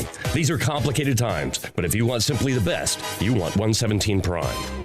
If you were lied to when buying a timeshare and want out, you need my help. Hi, I'm Chuck McDowell, CEO and founder of Wesley Financial Group. 10 years ago, I started the timeshare cancellation industry by exposing the ugly truth about timeshare and giving folks the straight facts. I've been fighting the timeshare giants ever since, so no one knows this industry better than me and my team. Today, we have 383 employees and have saved our clients an average of $65,000 in lifetime payments. Imagine putting those timeshare dollars back in your pocket. If you were told at a timeshare presentation that this was available today and today only, that timeshare was a great investment, or your maintenance fees will never go up, call my office now. I guarantee if we take you as a client, we will cancel your timeshare or you'll pay nothing. Call now for your free information kit. 800-311-4114. 800-311-4114. 800-311-4114. Golf is back, and so is Miramichi. And just like every other year, there are improvements. This beautiful golf course sits on 330 acres. It provides more than 7,400 yards of championship-level golf, and the beauty that surrounds it is absolutely amazing. And guess what is back too? It's the Miramichi patio. Totally redone, revamped bathrooms, a full service bar, and on weekends, there'll be bands. Oh, by the way, 2 TVs, and it's now open to the public. You don't even have to play golf to catch the view from the Miramichi patio. But if you do want to play some golf, have we got deals for you? Senior golf for Tuesday, Wednesday, and Thursday down to $30. The standard weekday rates, Tuesday, Wednesday, and Thursday, as low as $32. Even on the weekends, it's under $50, and you get golf balls on the range. Play the most beautiful golf course in all of Shelby County. Go check out Miramichi. Remember the last time your family visited the forest? It's a place of wonder and imagination for the whole family, where stories come to life. And it's closer than you think. Ready to plan your next visit? Make the forest part of your story today at a local park near you, or find one at discovertheforest.org. Brought to you by the United States Forest Service and the Ad Council. The folks at Homer Skelton Hyundai want to say thank you. Thank you, Memphis, for another spectacular year. They set records, but I can understand why. You think about the product. Where else do you get a 10-year, 100,000-mile limited powertrain warranty? That's what you get on every new car at Homer Skelton Hyundai. Oh, and thank you again for the 11th straight year, the #1 certified pre-owned car dealership in all of Memphis. It starts with that product, but then it goes to the shopper assurance. Where else do you go where you get transparent pricing, flexible test drive, take the car for a couple of days if you want, streamlined buying process? You're not going to be there all day, in and out. And then, and I have not seen this anywhere else, the 3-day worry-free exchange. You buy a new car, if you've got any buyer's remorse, you've got 3 days to change your mind. Just get on Lamar, take it into Mississippi, the first exit's Craft Road, turn left, and go see Chris True and all the gang at Homer Skelton Hyundai. We are Sports 56 WHBQ Memphis, W253DF Memphis, and WIVG Tunica Memphis. Flynn Broadcasting Stations. Sports 56 traffic.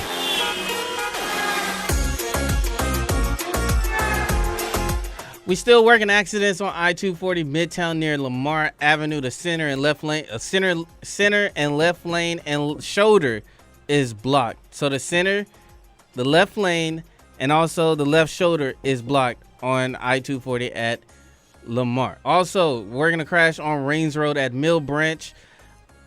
Accident on I-240 Midtown and near Union, partially blocked on the ramp there. Still dealing with the accident on I-40 at Chelsea Avenue, and that one's on the right shoulder as well. So, guys, just take it easy out there. It's been a busy Monday morning, so take it easy out on the roadways. This is your Sports 56 traffic update. Welcome back to Sports 56 Mornings with Peter Edmiston. Yes, I will be good. I promise. Co-hosting Sports 56 Mornings is Anthony Sane. That's great, man. This hour is brought to you by Acura of Memphis. Now, back to Peter and Anthony. Place for beginners or sensitive hearts. Okay. Shade. Sentiment is left to child. Come on out. Come on, Zane. You know this. A little bit. Come on, who is it? Smooth operator. Smooth operator. Mike, I ain't gonna lie, you play this a little bit too smooth. Welcome back. Hour number 3 is here. Family Leisure Studios. Pete and Sam with you. Hour number 3 brought to you by friends at Acura of Memphis. Online, AcuraMemphis.com, 385 and Ridgeway. Go see them, home of the 2022 MDX. As we mentioned, it's Mixtape Monday. It's a hot one, high in the mid-90s.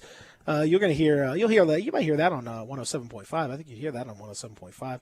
It's been a very smooth playlist, though, for my good friend Mike Wallace, who joins us now, part of Mixtape Monday from Grind City Media, at my Mike Check on the Twitter.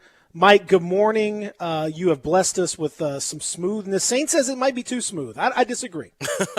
Hey, thanks for having me, guys. I appreciate it, man. And listen, it's a whole segment of South Florida people down there in Miami, man. That used to be my segment intro every time I did my radio segments down there. So I figured I could bring it to Memphis. Good stuff, dude. Good stuff. You were going for the smoothness today, Mike. Was everything very smooth, and you almost had Zach up off his feet. Although we got a little mad that he wasn't on his feet, but I mean, worshipful. He should be worshipful this morning, quite frankly. I don't know. Hey, it's all good, man. It only took how many years? How many months and years? We went through a whole pandemic, man, and I can't even get a small little what's up with the show, man. I wanted to come on and help bless the show a long time ago. I got to catch these dudes out in the street. I got to catch Train and Zach out in the street and be like, man, he literally did have to catch us out in the street. That is facts for sure.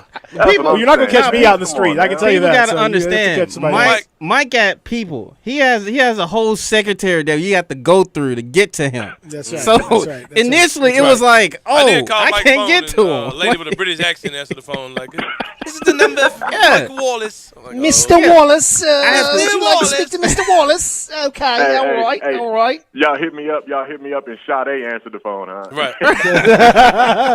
You've called a smooth operator. No, but we had to eliminate the middleman. Oh, well, listen. Hey, I'm glad you're here. It's great talking to you, man. And we'll talk about the playoffs and stuff coming up. But we were talking in our last segment about the job that has to be done now from the Grizzlies' perspective. So I'll ask you this. I think we saw in some of these series the difference between a regular season player and a postseason player, a regular season team and a postseason team. And I've always said that's the most difficult part of any GM. Like it's not to say that it's easy to build the beginnings of a team, but once you get there and you got no pressure and you're just kind of a young team and you're doing all right, everything's cool. Hey, that's great. But now when it comes to taking this young team, Mike, and turning it into a regular contender, how difficult is that? And how do you see the process of turning this team into a year-on-year team that could end up contending?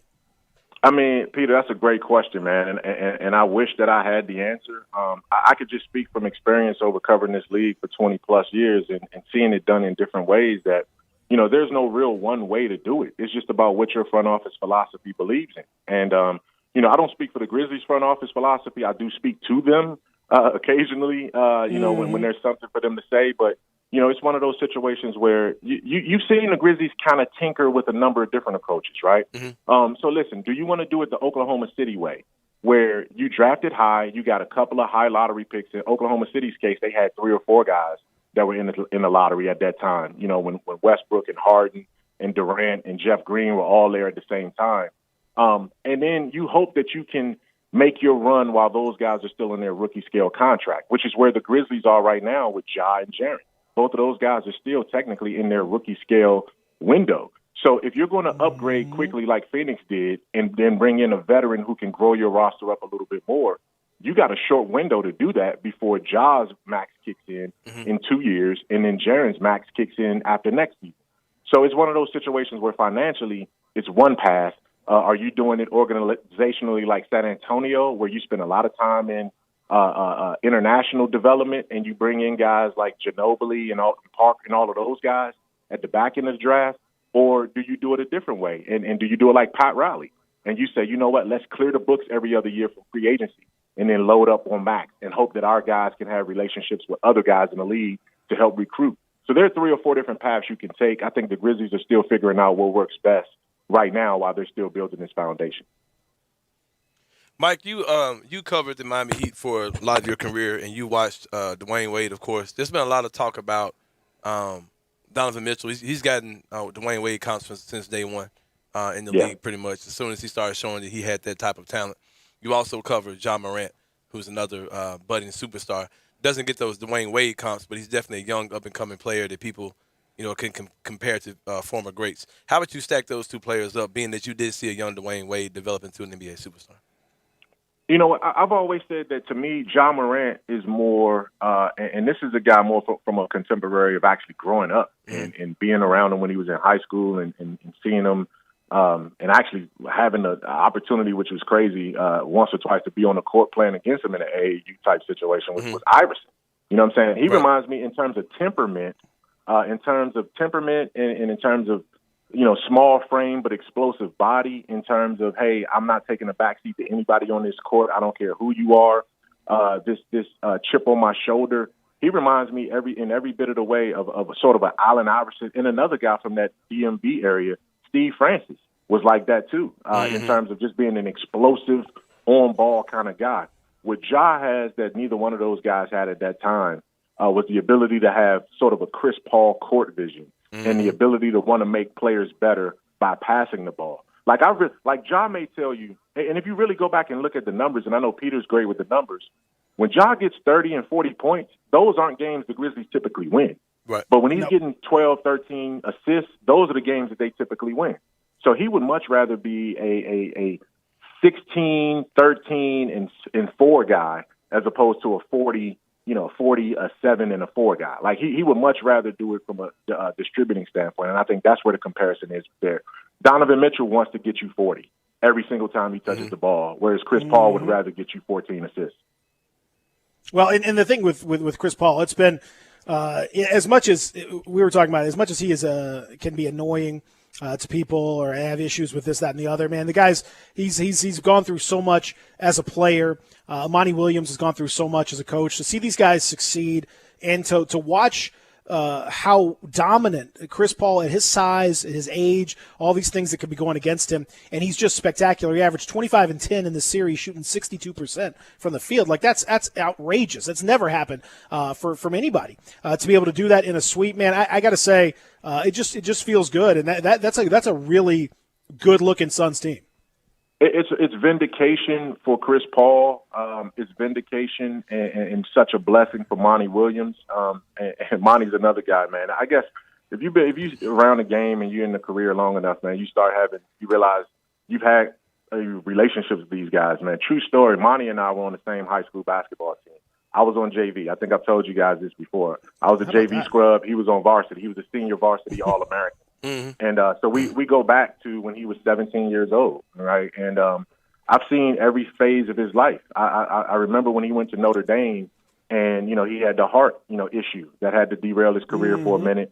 Then he got himself back together, got drafted by the Knicks. He was in the same draft. The Knicks drafted Monty Williams and Charlie Ward in the same draft, first round that year. And then Monty came in and played real good friends with Doc Rivers. He was just a great guy as a player. Never really reached his full potential as a player at the time because God has something much bigger for him. And you're looking at now what he's gone through a few years ago, losing his wife in that tragic car accident at such a young age, man. I look at him as a role model for me in my personal walk and journey with faith as well because of what he's come through. So, if there's any team that I can root as hard or harder for, and I'm rooting for the Grizzlies, it's the Phoenix Suns right now because of their story and Monty and Chris Paul. But my point I was going to make about Chris Paul, though, and Peter will remember this, you guys remember this, it was just 2 years ago where people were talking about how much of an albatross that Chris Paul contract was. Oh, man. Oh, yeah. Who was going to take it on, right? And now you see the value in doing that.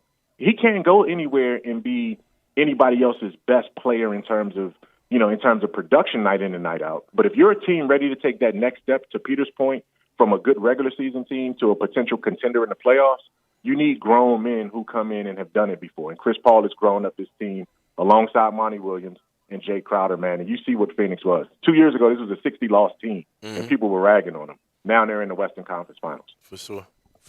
Well, and I think also the interesting thing, too, Mike, is that the bubble, we talked about how the bubble's changed a lot of teams. And the bubble, from LeBron's perspective, the Lakers, the Heat both looked completely exhausted. All the teams, the Celtics, Nuggets, Lakers, Heat, the four conference finalists have all looked exhausted, frankly, and had different sorts of years. Only the Nuggets were able to survive and advance past that first round, and they looked like they were completely out of gas in the series against the Suns. But the Suns used the bubble differently. I remember talking about going into the bubble last year. Like, we're all like, look, why are the Suns even there? Like, what the hell are they doing? Like, what's this a joke? Like, why are they want to try to get Zion into the postseason, so they're just opening up, and Suns are just going to be down there doing nothing. What they did, man, was team build at an epic scale. Yep. They won 8 straight games. They played fantastic basketball. No, they didn't make the postseason. They almost did, but they didn't make it. But to me, Mike, they took that experience in a very good way and built on it to this year. It gave you what a high-profile college football team goes through in spring practice, right? It gave you a spring to really go through the motions and really have live game reps. It gave them their summer league for a lot of the young guys. It gave Monty Williams a chance to establish what he needed to establish with Devin Booker and DeAndre Ayton, and then to have that trust going into when they had to bring in a Chris Paul and other guys. It's one of those deals where, just think about it. Like, they basically had a head start on this year without having to stay there for the whole 2-3 months that the Lakers and all those other teams we talked about. So they got the best of the bubble without having to endure the worst of the bubble. And then that springboarded them to where they are right now. And also, shout out to my man James Jones, man, because, again, 2 years ago, it was just 2 years ago when people were saying, who is this guy? And he's working for one of the most controversial owners in the league, and Robert Sarver's this and that. He's heavy-handed and not letting his guys do what they need to do. James Jones has calmly and intelligently crafted this team with the help of his front office. He's got relationships with a lot of different guys. See, this is the thing. That team is successful because of their relationships before they got to Phoenix. What people don't really understand is this. Chris Paul and James Jones were executives in the Players Association. Chris Paul was president of the Players Association. James Jones was secretary-treasurer of the Players Association during those early years in the 2010s. And that was their relationship they built with one another. So the trust is already there. Monty Williams and Chris Paul had their relationship from when they were in New Orleans. So it's all sort of a symbiotic type relationship with these guys. And you're seeing that success because of those relationships come into fruition right now. And guys are just playing well, and they're growing up around them. Mike Wallace joining us here from Grind City Media at MyMikeCheck on Twitter. So, Mike, to ask another question about from the Grizzlies' point of view, what do you think? Like, if you're Sane and I have kind of gone back and forth on this, and I think it's a really interesting question the Grizzlies front office faces. This whole challenge about how you build a team. The biggest question pressing right now. Well, there's two, but I think the most important one to me is what happens with Jaren Jackson Jr. And he is extension eligible this offseason. He's had his fair share of injury issues this year. Missed 60 games, missed 37 his rookie year, and all that. But the kind of talent that the man has when he is healthy and when he can play. He's considered to be a vital part of the team. He's good friends with Ja. And yet you might wonder, can he stay healthy? How do you, if you're Zach Kleiman, Rich Cho, Tayshaun Prince, front office, what are the steps you take to establish whether or not you want to make an offer? How much does the offer happen? What do you think happens with that situation? I think you have, and those guys, again, I'm not going to speak for them, and I'm not speaking with any internal knowledge because I don't have any when it comes to what they're going to do with Jaren. When they make that decision, I'll find out and go from there. But what I think is from knowing those guys and how they've operated up to this point, and what they've said on record. I mean, Zach Kleiman has come out emphatically and said Jaren is a major part of what we do now, and he's a major part of our future. So you don't say that and then go back and short arm him in terms of extension talks. So to me, that leads me to believe that Jaren is going to be a guy that's going to be around here. They're going to build this thing off of Jaren and off of Ja, and where it goes from there, we'll see. So that's what I'm led to believe based on what I've heard. And if I'm also those guys, and to your injury question and the injury point, you go back and you say, you know what, this was the same talks around in Steph Curry, through his first 3 years in the league. This was the same talks around in Bradley Beal through his first 3 seasons in the league. And look at those guys when they got to year 4, 5, 6. They became major type stars because they were allowed to develop within the system. They didn't have any issues with their extensions and all those kind of things. Now, the difference between the two is that Steph Curry didn't take the full max extension. Remember, he took a little bit less, and that allowed Golden State to build out that roster that they had. And then now he's recouping all of the major maxes in back-to-back major maxes. So it's going to be interesting to see how it goes down. If you're Jaren Jackson Jr., honestly, it doesn't take a scientist to look this up or a researcher, but he's due for somewhere between the max offer that De'Aaron Fox got, which was 5 years, 163, and the max that Jason Tatum got, which was a 5-year, almost $200 million. So if you're talking about $175 million on average for Jaren over 5 years, is that something that you do right now? We'll see. We'll see whether they go to that extent. But at the end of the day, he's going to be a max extension guy just because you look around this draft. Luka's going to get his as a major max. Trey's going to get his. And you see guys, Ayton is probably going to get his as well. So those guys that went before him are going to be taken care of. I don't see why Jaren Jackson Jr. wouldn't be to a certain degree. Now, Bagley is another guy. Right. I was just about to ask you about it. Jaren and Bagley are in the same kind of boat a little bit, but it's going to be interesting to see how both of those things end up. Well, that's the thing that I look at is, you're taking some risks if you don't do it. If you don't go ahead and sign him, if you end up if he has a great year. And I think some of the health stuff is a little bit overblown. I think he probably could have come back a little quicker. I think his rookie year, certainly, he could have missed fewer games. So I think some of that's a little bit overblown, Mike. But if he plays at a high level, and you expect him to, that's the whole point, then a guy like that is going to cost your full max and then some, and you risk just kind of fraying the edges of the relationship a little bit. I always go back and tell the story about Mike Conley. Mike Conley was a great guy, tremendous guy. The conductor, the whole thing, loved Memphis, et cetera, et cetera. But you remember his very first rookie extension, the Grizzlies took until the very last possible minute. I mean, they got it done at 11:50 at night. right before midnight on the day that it happened. It took a lot of really contentious negotiations to get the thing done. So what happened when Mike faced his potential max in that 2016 year? Well, DeMar DeRozan took a discount. Nicholas Batum took a discount. Mm-hmm. Mike Conley, not one penny of discount. Why was that? Was that because he's a bad guy? No, it's because, hey, look, you guys didn't trust me. You didn't want to do business with me. Hey, here's the deal. I'm not taking a penny less. That's the way it goes. I just don't think you want to risk any situation like that with Jaren Jackson Jr. when you really do think and you have reason to believe he's going to be as good as he's going to be.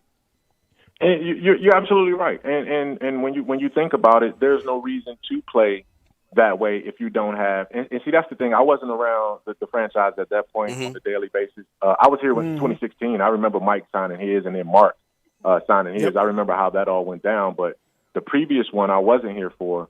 And it never seemed like there was a plan B. If you let this guy walk, or if you're going to put him through this, what are you doing it for? And right now, everything in this organization is geared towards supplying Jaren Jackson Jr. and Ja Morant with the type of foundation, the type of staff, the type of support that they're going to need to nurture their way into becoming superstars in this league. Now, can they get there? Are their bodies going to hold up to get them there? That's another question. Like time and opportunity would dictate that. But I don't see any reason why at this point, because even teams that don't technically, and I'm not saying this is the Grizzlies, but even teams that kind of hedge on whether this person is going to be part of our future for long term, you still do the economics thing and give the extension just because that becomes a trade piece for you to get another bigger piece down the line if you need to at that point. Because otherwise you're playing the salary cap game. And there are only a few teams that can play the salary cap game every year and get max space.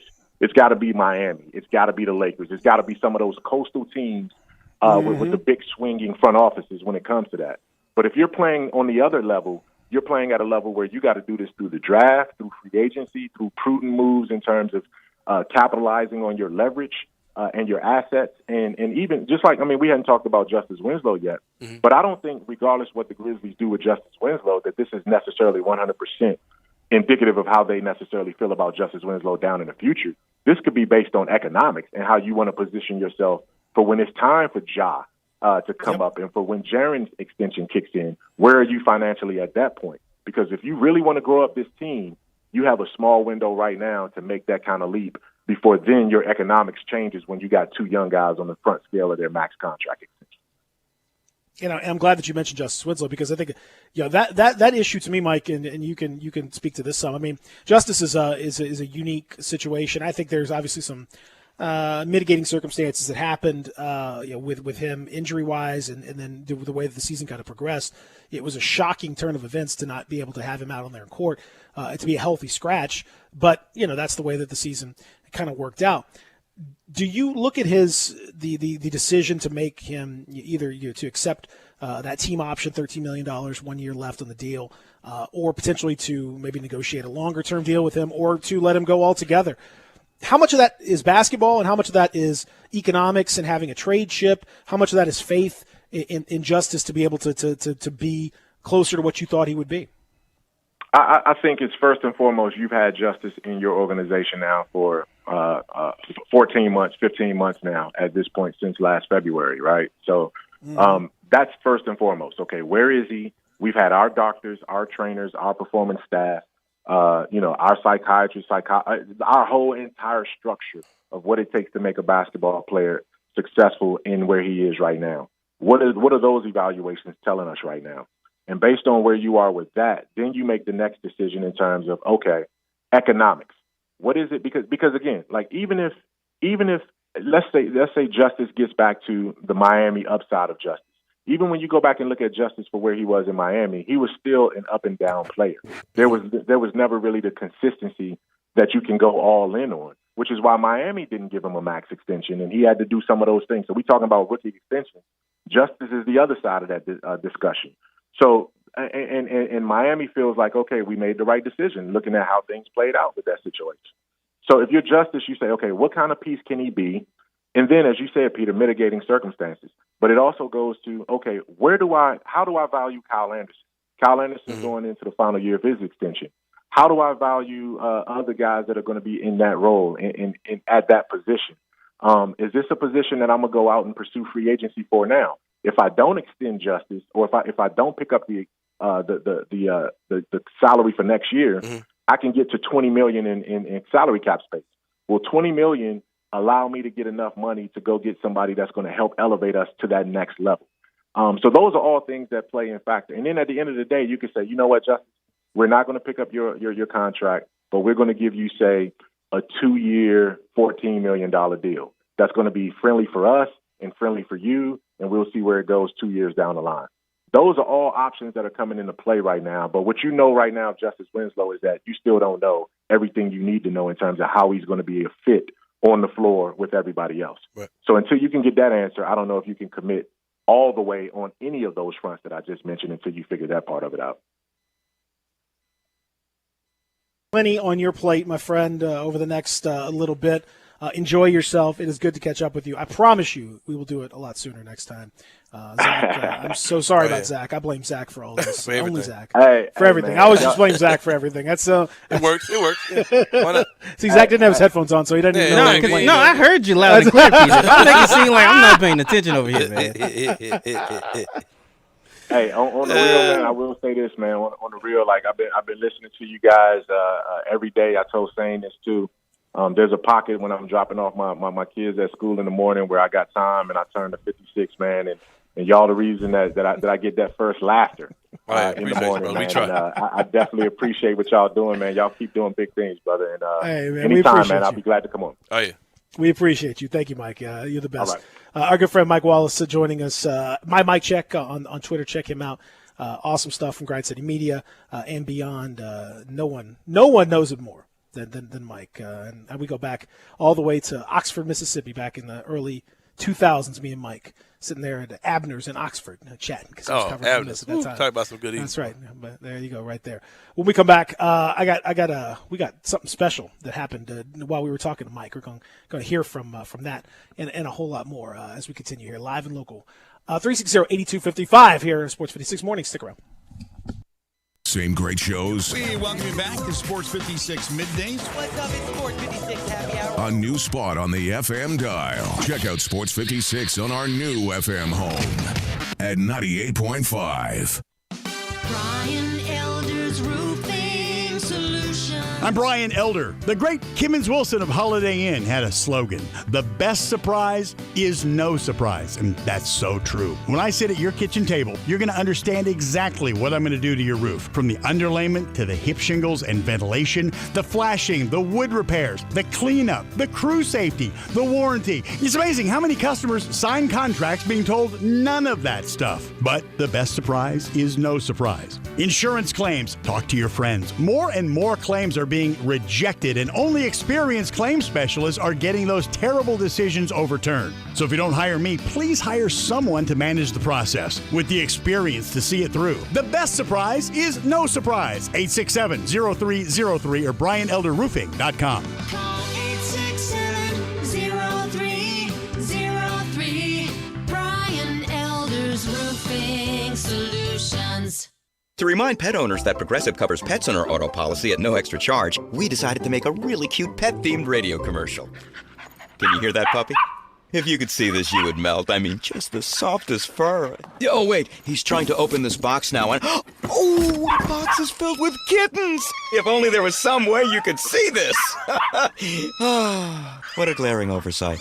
Get coverage for your pets with an auto policy from Progressive. Progressive Casualty Insurance Company and affiliates. Coverage for cats and dogs included with the purchase of collision coverage and is subject to policy terms. Grind City Brewing Company is taking care of beerness in Memphis. Grind City Brewing is the dream of a father and son duo to create a brand that delivers a high quality, great tasting, and easy drinking craft beer. And they've done it. The brewery sits high above the city elevation in uptown Memphis with 15,000 square feet of beerness, including a 5,000 square foot tap room. Grind City Brewing is committed to all things Memphis, including the Tigers. They have created a malt liquor called Tiger Tail that is the official craft beer of the University of Memphis. Tiger Tail comes in 16-ounce six-packs and is not your typical malt liquor. Tiger Tail is crafted with a bold and smooth flavor has 7.5% alcohol, and its clean finish makes it incredibly easy drinking. Tiger Tail and Grind City Brewing, taking care of dearness in Memphis. Our most vulnerable veterans are isolated at hospitals. And during their greatest time of need, their loved ones can have little or no contact with them. Imagine having to shelter in place forever. Learn how you can help at healvets.org. Help Heal Veterans, with the support of citizens like you, is making things better together. Learn more at healvets.org. This message is furnished by Help Heal Veterans, a not-for-profit organization. Welcome back to Sports 56 Mornings with Peter Edmiston and Anthony Sane. This hour of Sports 56 Mornings is brought to you by Acura of Memphis. Here once again are Pete and Sane.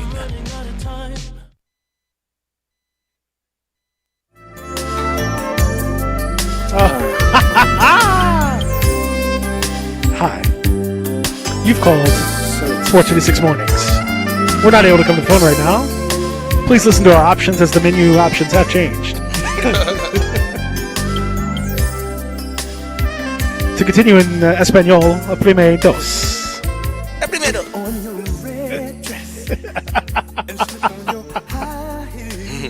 Oh man, this is very smooth. I got to tell you, this is dangerously smooth for the mornings. Oh yeah, for sure. Mike got something going on heavy over there. Mike, yeah, I'm telling you, Mike's smoothness level is off the charts. Oh, yeah. Zach, did you get my email? I did. Okay.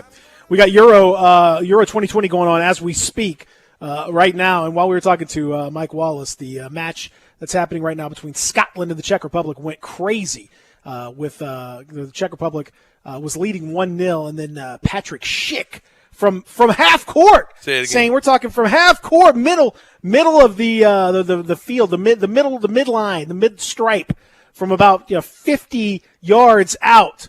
Patrick Schick trying to lob the keeper. Here's the call from Univision. Bien la marca, luego intentó el disparo y cuidado con esta. Allá viene Schick que quiere sorprender. ¡Golazo de la República Checa! Yeah! That's how you celebrate. Golazo de la República Checa! That's how you do it. That's how you do it right there. Woo! Man, that was good. Golazo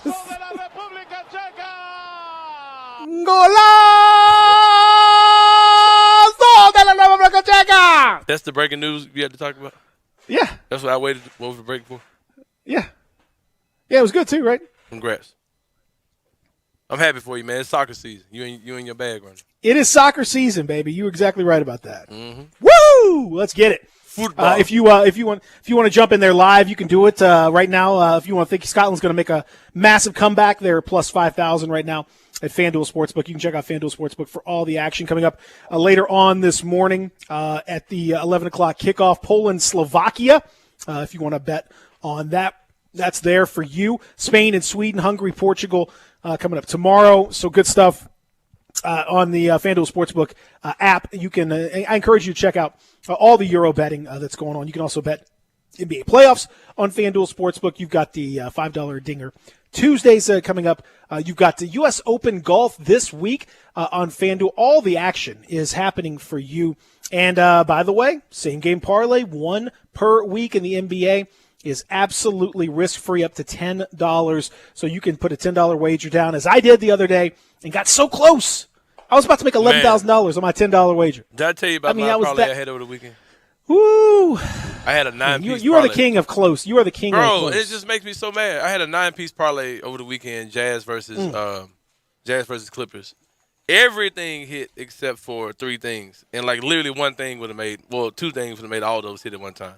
I was one Bogdanovich point short and 1 3-pointer short from him. If he had made a 3, I would have got the point and the 3-pointer. And then I was 1 Jordan Clarkson point away. See? Would have been like a $225 payout.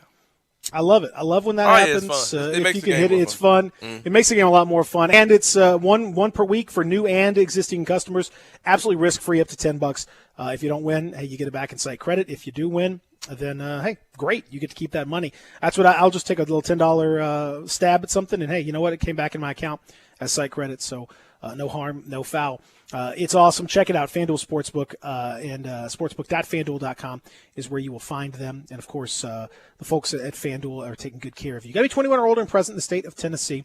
Refund is issued as a non-withdrawable site credit. It has to be used within 14 days. To find out more, go to their website. Of course, you can also find out more if you have a gambling issue. Go to TN Redline, 1-800-889-9789. But check out FanDuel Sportsbook.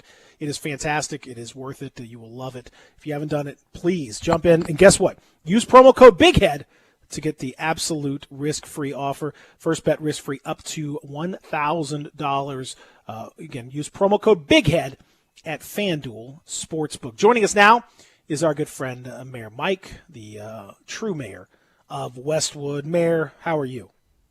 Man, I'm doing good, man. How y'all doing, man? Good, brother. It's outside season. Everything is opening back up out here. Man, what's a mask, you know?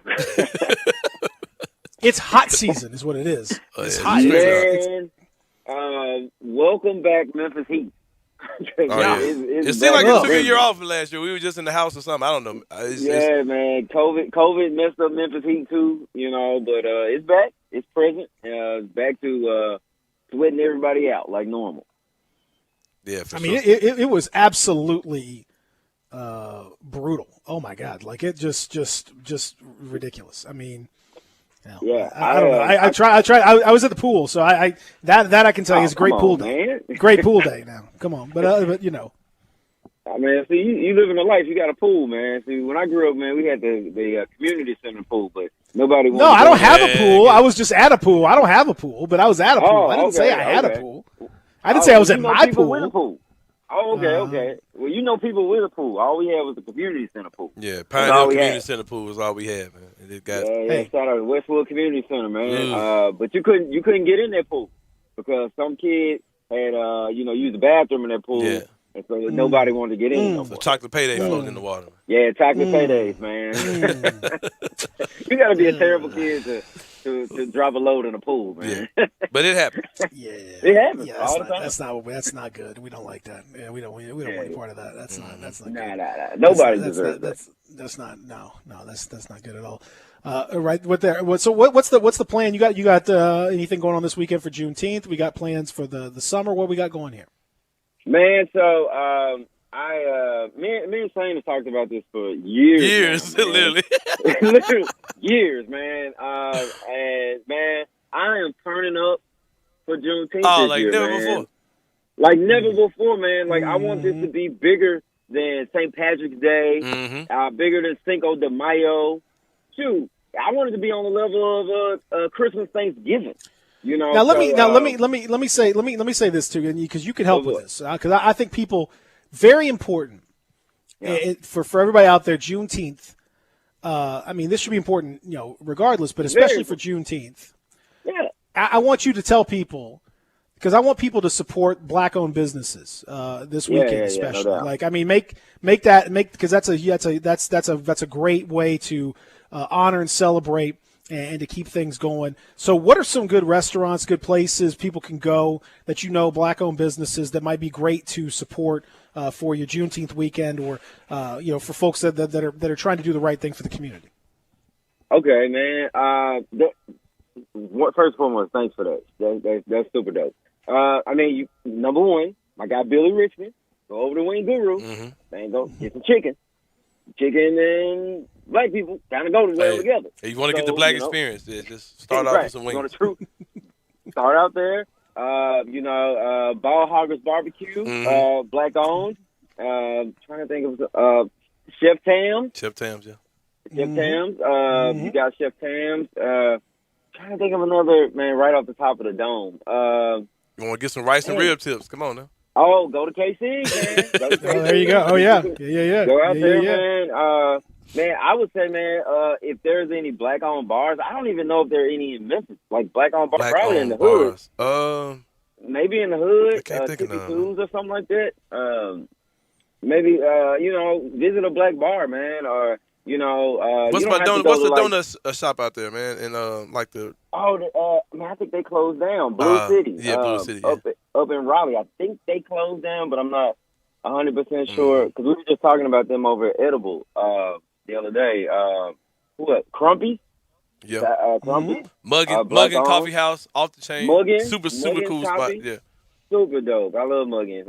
You know, there's another breakfast spot in Whitehaven. I can't think of the name of it. Yep. Can't think of the name of it. It's right around the corner from Muggins. They got a list forever to get. Yeah, Makita's Cookies. Makita's Cookies is shout out Makita. Yep. Yeah, man. It's so many black-owned businesses around here, man. That you can, you know, patronize, man, and man, give them your books, man, for Juneteenth, man. Definitely. But like I've been telling Sane for years, man. We've talked about it for years. You know, Juneteenth has historically been like a holiday of remembrance and reflection, learning. education. Yeah, reflection, education, and that's great. But at this point in our lives, you know, we want to turn up. We want to party. You know, like I don't know the significance of St. Patrick's Day or even Cinco de Mayo. Right. But I just know they party, and that's what I'm there for. Just a party. That's it. And I feel like Juneteenth should be in a similar fold of just dressing up and maybe African print and getting wasted. African print. Get your kente cloth out and tribal hairstyle. Get the tribal. Was it Tyrese Halliburton's mom that had the kente cloth? The white lady with the kente cloth. Yeah. Good luck with that. Good luck with that. On St. Patrick's Day, I wear green, and then I go get wasted. Yeah. On Cinco de Mayo, I wear a sombrero, and I go get wasted. So Juneteenth, wear some kente cloth. Go get wasted. Yeah, get wasted. Just be free to appropriate. Everyone, just appropriate this day, but make today. That's the day. Make it a celebration. And just shoot fireworks all month long, from now until July the 5th. To after the 4th, shoot fireworks every day. Guns and fireworks. Yeah, like that's what we should do. We should do like a gun salute. We spent the first hour not trying to get people to do that. Yeah, we don't want people to actually, because we remind people that bullets do come back down. Yeah, that's we shooting blanks. We're shooting blanks, man. Shoot those blanks. If you want to shoot blanks, no problem. We could do that. Okay, so we just gonna shoot fireworks from Juneteenth until a little after the 4th. I think that's exactly it right there. I think that's reasonable. I think it's nice. I think that's very reasonable.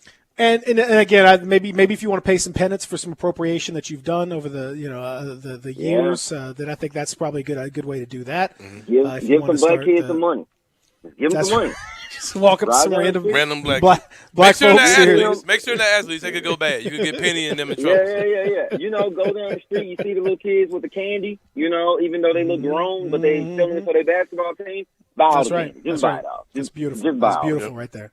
That's buy all beautiful the water right there. from Just this man said, go walk up about what he said. Oh yeah, that's right. Go walk up. You walk up, ask somebody what the Cash App is, and just give them some money. Yeah, that guy was at the gas station trying to like do your windows and stuff. Let him go ahead. Let him go. Let him do your windows. Let him do your windows. Yeah. OnlyFans. Don't lock your door. Don't lock your door right there. Yeah, give in to your white guilt. Just give in to it. Totally. Fully. Give into it and give. Give back. Instead of just dancing when the latest Moneybag Yo comes on the air. Live the life. Live it. You got to live exactly. Go visit where he was DeMario was from. Yeah, go out to Dirty Dover or out over on Flower and Peach somewhere. Man, live the black experience. Yeah. And it'll give you an appreciation of why you don't want to go back to the hood. Mike, before we let you go, what are your thoughts on the current outside music of the 2021? Everybody's dropping the new releases, and we're waiting on Drake to drop it. The outside music is coming, man. French Montana dropped the heater over the weekend. It's just a lot of What are your thoughts? Music is taking an uptick. Like I don't know what it is, man, because the new Migos album is bomb. Like, it is so good. Yeah. So, man, music is just, like, popping. Moneybag Yo got the #1 album. I'm still bumping that thing. Oh, yeah. I just feel like, man, it's summertime, people getting out, and this is time when hot music drops. You know, you got to get booty shaking. That's right. And this is the time. And, I love it, man. I love it, man. Before I go, man, I want to say one thing, man. Man, shout out to, the Rec Room for standing their ground on the Memphis Sandwich Click post and issuing an apology for the gangbang post. So shout out to Rec Room, man. I'm going to Rec Room this weekend. There you go. That's no clue what you're talking about, but I'm Googling the hell out of it. I don't know either, but I love it, and I'm excited about it. And I don't want to, don't even worry about it. We'll look it up. Don't even worry about it. This is good. I like it. I like to leave it ambiguous. I have no idea, but shout out to the Rec Room. Shout out to the Rec Room. Gangbang sandwich. I don't know what that is, but okay, cool. Sounds great. We're here Love for it. All right, Mayor Mike, we appreciate it. Thank you, man, and enjoy yourself. Yeah, man. Go Black people. That's so dumb. That's so dumb. 1, 2, 3. Go Black people. Happy Juneteenth. Oh, all right. Appreciate it, Mike. Thanks, Mike. We'll take a break. We'll come back, wrap it up here. Much more to get to. We'll give you an update on that. I know you wanted a Scotland Czech Republic score. We'll get you that and a whole lot more as we continue here. Real Sports Talk, Sports 56, 98.5, 96.1. Get happy with Sports 56 Happy Hour with Johnny Radio. Weekday afternoons from 1 to 3 on Sports 56, 98.5, and 96.1.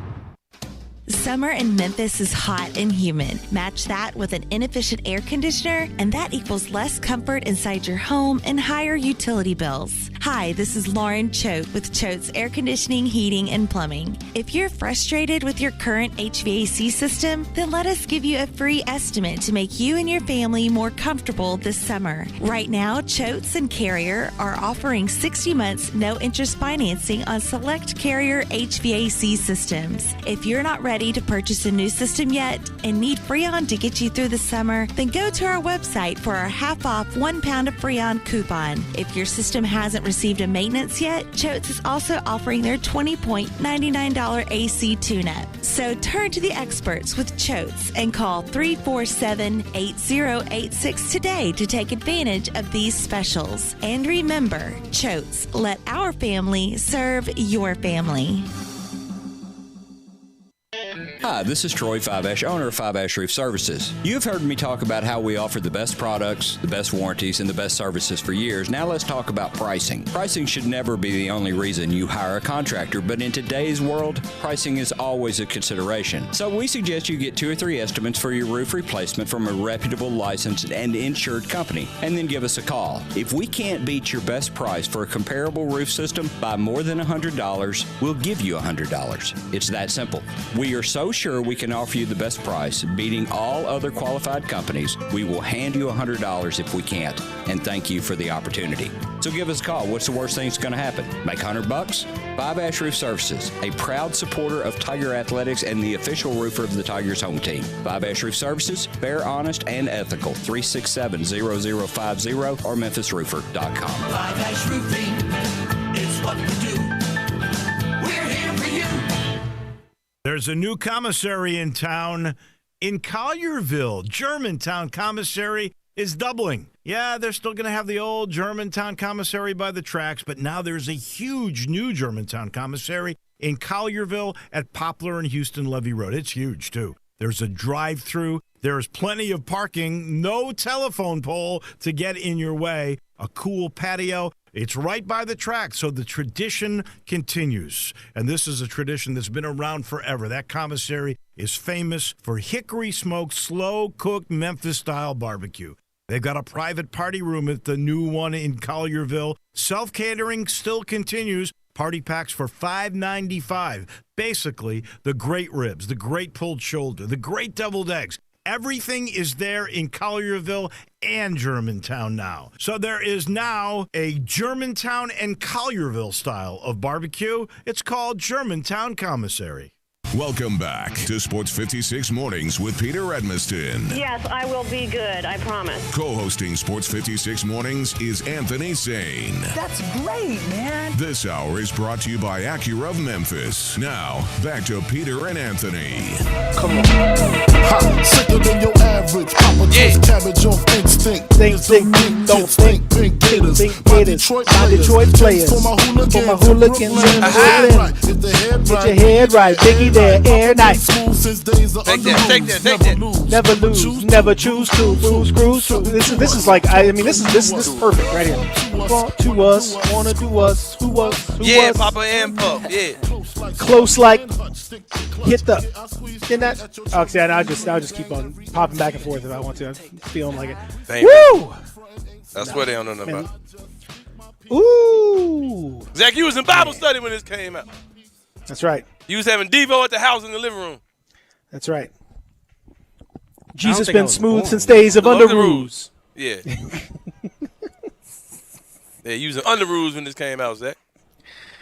I bet Zach did wear Underoos. What? Zach, did your parents listen to this era of rapper or were they saved by then?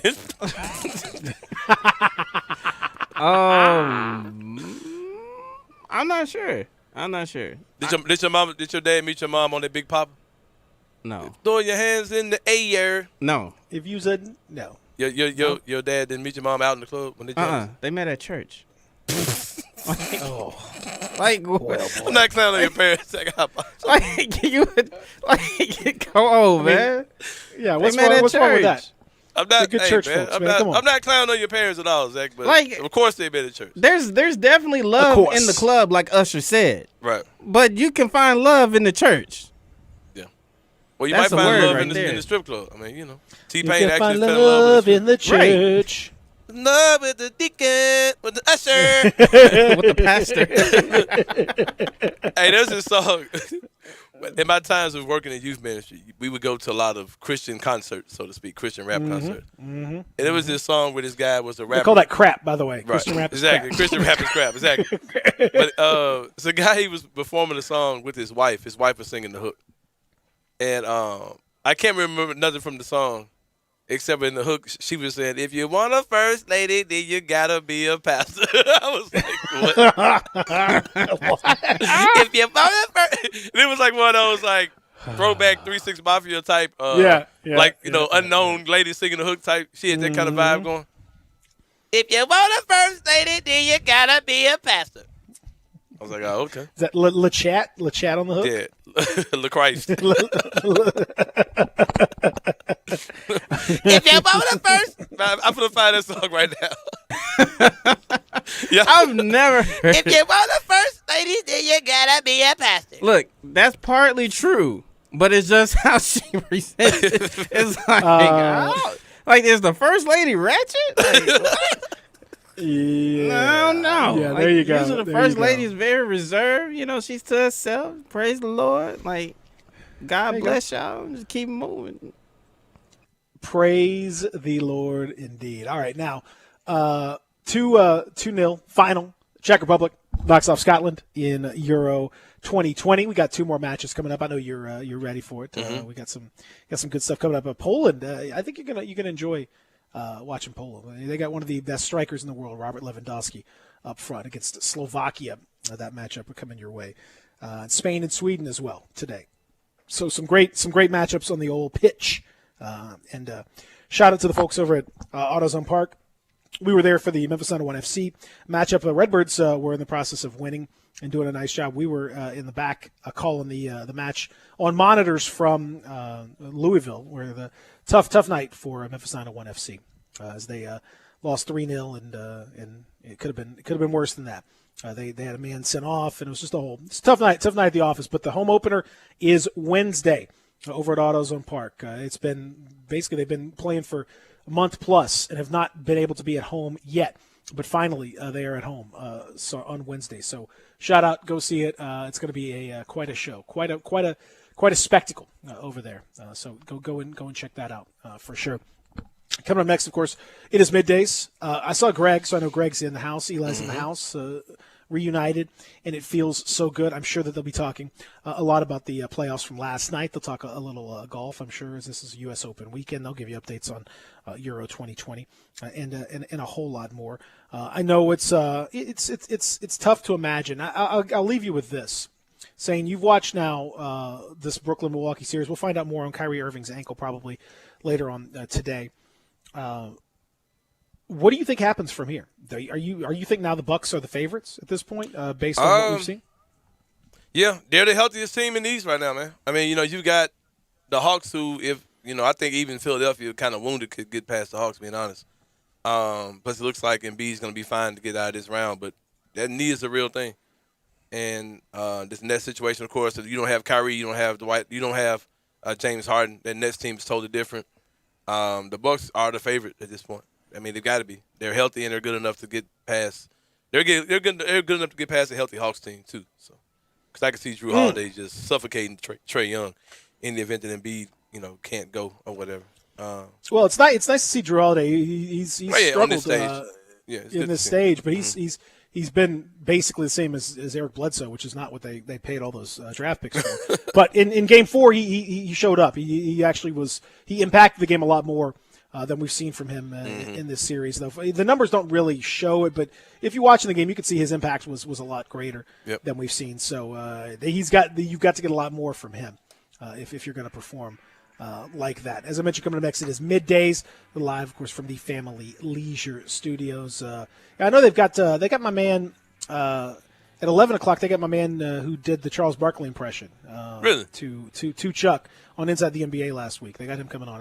If you have not heard the dude's impression, it's phenomenal. Like it is so good. So definitely check that out. That's coming up at 11 o'clock, and they got lots to get to on their show. Everybody enjoy yourself. Thanks to Mike Wallace. Thanks to Mayor Mike.